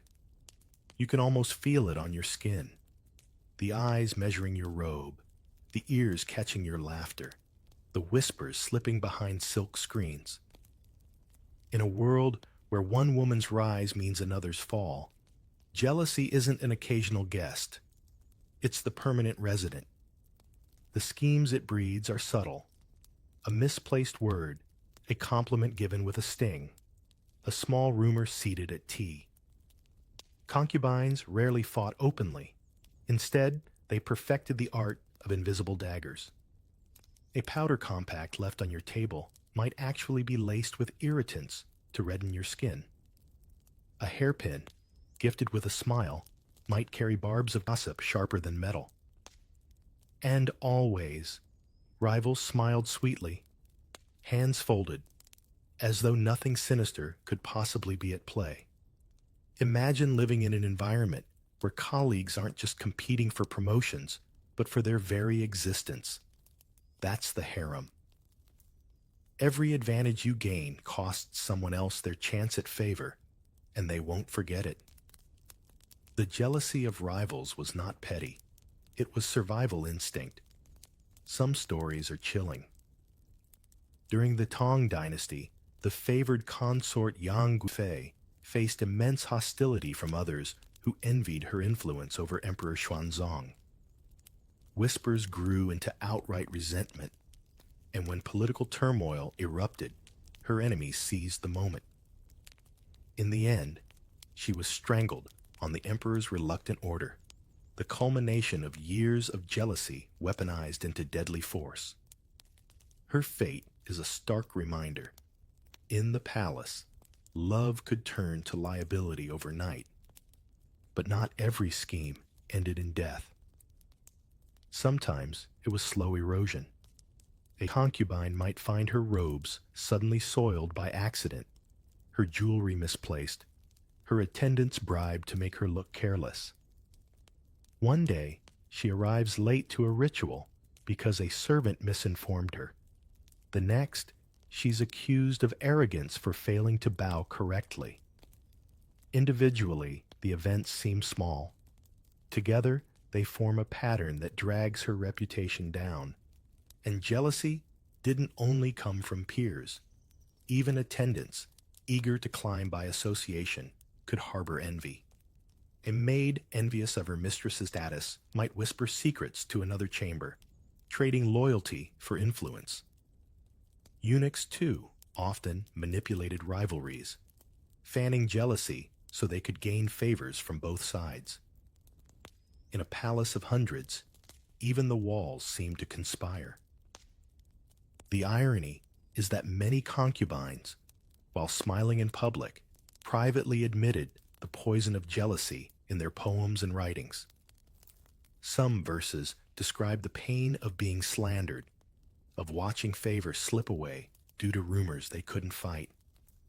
Others use metaphors, wilted flowers, autumn winds, to cloak their grief in beauty. These writings survive as proof that behind the powder and poise lived women exhausted by the constant fog of suspicion. Jealousy even reshaped beauty itself. Rival concubines sometimes smeared each other's cosmetics with harmful substances. Historical records hint at powders laced with lead or mercury, substances that gave a temporary glow but sickened the body over time. Imagine realizing your own makeup. The very tool meant to elevate you might also be the weapon to ruin you. That paranoia hung over every painted face in the harem. And yet, not all women succumbed to bitterness. Some turned jealousy into strategy, using it as a mirror to measure their own standing. If others were whispering about you, it meant you mattered. If they stopped whispering, it meant you were fading into irrelevance. In that twisted way, jealousy became both threat and validation. Still, the daily tension was draining. You could never truly relax, never trust laughter without wondering if it carried a blade. And as night fell, the atmosphere of rivalry didn't soften, it sharpened. For in the dark came the most unpredictable moment of all, the summons or the silence. Nightfall in the palace is not peace, it's uncertainty. As the lamps are lit and shadows stretch across red lacquered walls, every concubine listens for the same sound, the knock at the door. To be chosen or not chosen, both carry weight. Silence can feel like exile.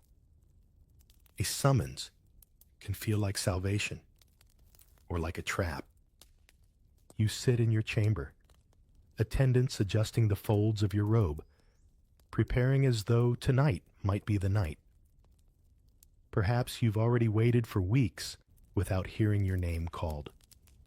That silence eats at you. What if you are forgotten? What if the emperor's attention never turns your way again? In the harem, being ignored could be worse than being despised. At least envy meant you mattered.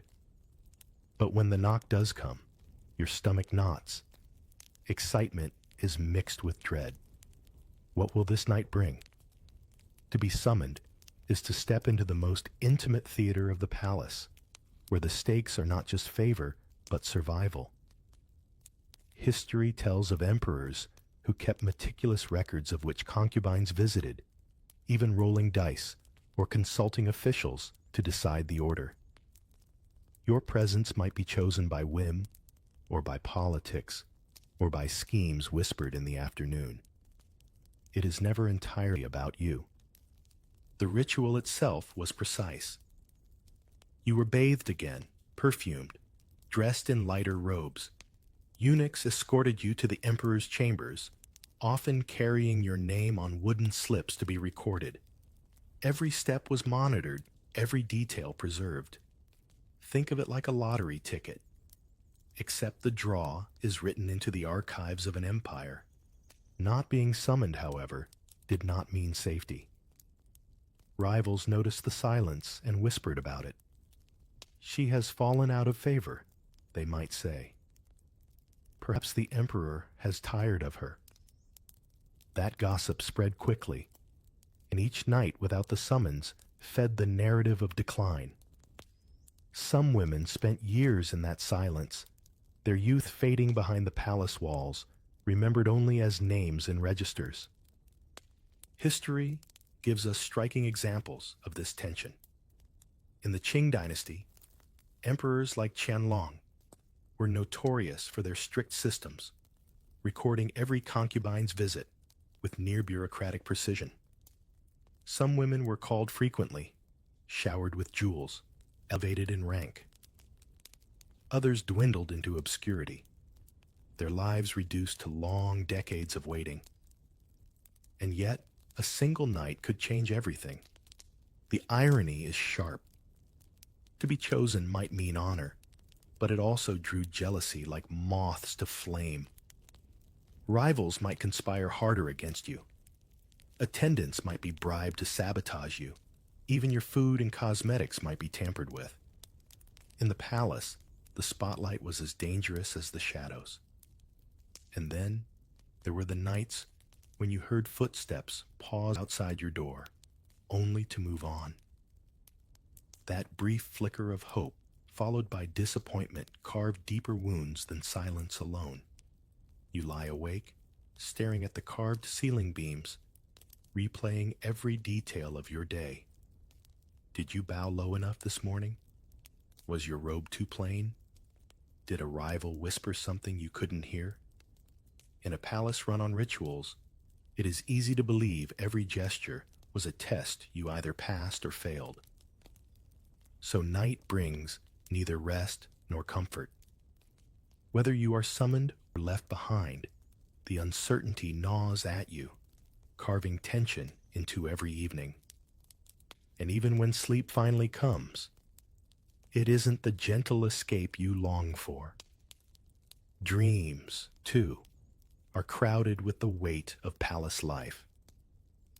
Dreams in the palace are never truly restful. You lie on embroidered cushions, heavy silk quilts pressing down like the weight of the day itself, and your mind keeps rehearsing what tomorrow demands. Even in sleep you are acting. You smile in dreams, bow in dreams, recite verses in dreams. It's as though the palace has moved inside your head, its walls closing around even the deepest corners of your mind. Some nights, the dreams are sweet, walking through gardens outside the palace, seeing familiar faces long since lost, tasting food from childhood. You wake with the faint trace of a smile, only to have it vanish as the lanterns flicker back into reality. Other nights, the dreams are heavy, filled with whispers and shadows. The same jealous eyes that followed you during the day, now chasing you into sleep. You toss, turn, and wake with your pulse racing, as if you fought battles in your own bed.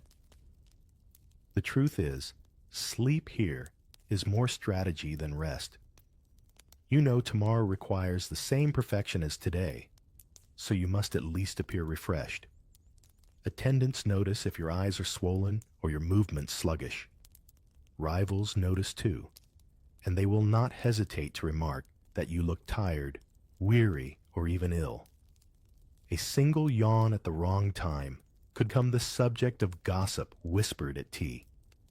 Have you ever dragged yourself to work after a sleepless night, only to have someone point out how exhausted you look? Imagine that, only multiplied into judgment that could shape your fate. Even sleep itself is monitored. Eunuchs patrol the corridors.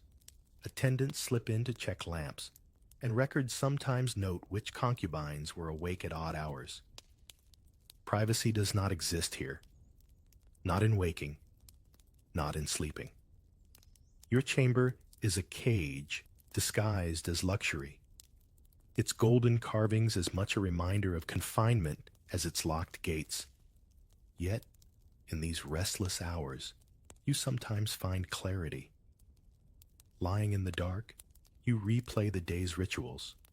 The bow, the robe, the song, the smile. You measure which rivals smiled too sweetly, which attendants whispered too softly. You strategize. Perhaps tomorrow, you'll choose a different robe, speak a different poem, or glance at the right person just long enough to plant a thought. Dreams may not belong to you, but planning does. And in this place, planning is survival. History tells us that some women use these hours of solitude to sharpen their ambitions. Empress Wu Zetian, long before she became the only woman to rule China outright, must have spent countless nights like this, eyes open in the dark, calculating her next move. Her story proves that even inside the cage of the harem, a restless mind could one day seize the empire itself. But most concubines were not Wu Zetian. Most lived and died within these walls, their dreams confined to the same patterns of silk and jade, their names fading into forgotten records. Their nights were filled with restless rehearsals for days that repeated endlessly, each sunrise offering little more than another performance. And so, as you finally drift into a fragile sleep, you understand the bitter truth. Even dreams here are not your own. They belong to the palace, just as your beauty, your talent, your words, and your time do. Tomorrow, the drum will sound again, attendants will rush in, and the cycle will begin anew. And so, chosen listener, the day in the Forbidden City winds to its end. From the first drum at dawn to the final restless dream, concubines lived a life of ritual, beauty, and endless performance, each gesture measured, each word weighed. Beneath the silk and jewels, they were not free, but bound by rules as tight as their robes. Yet within those walls, they found small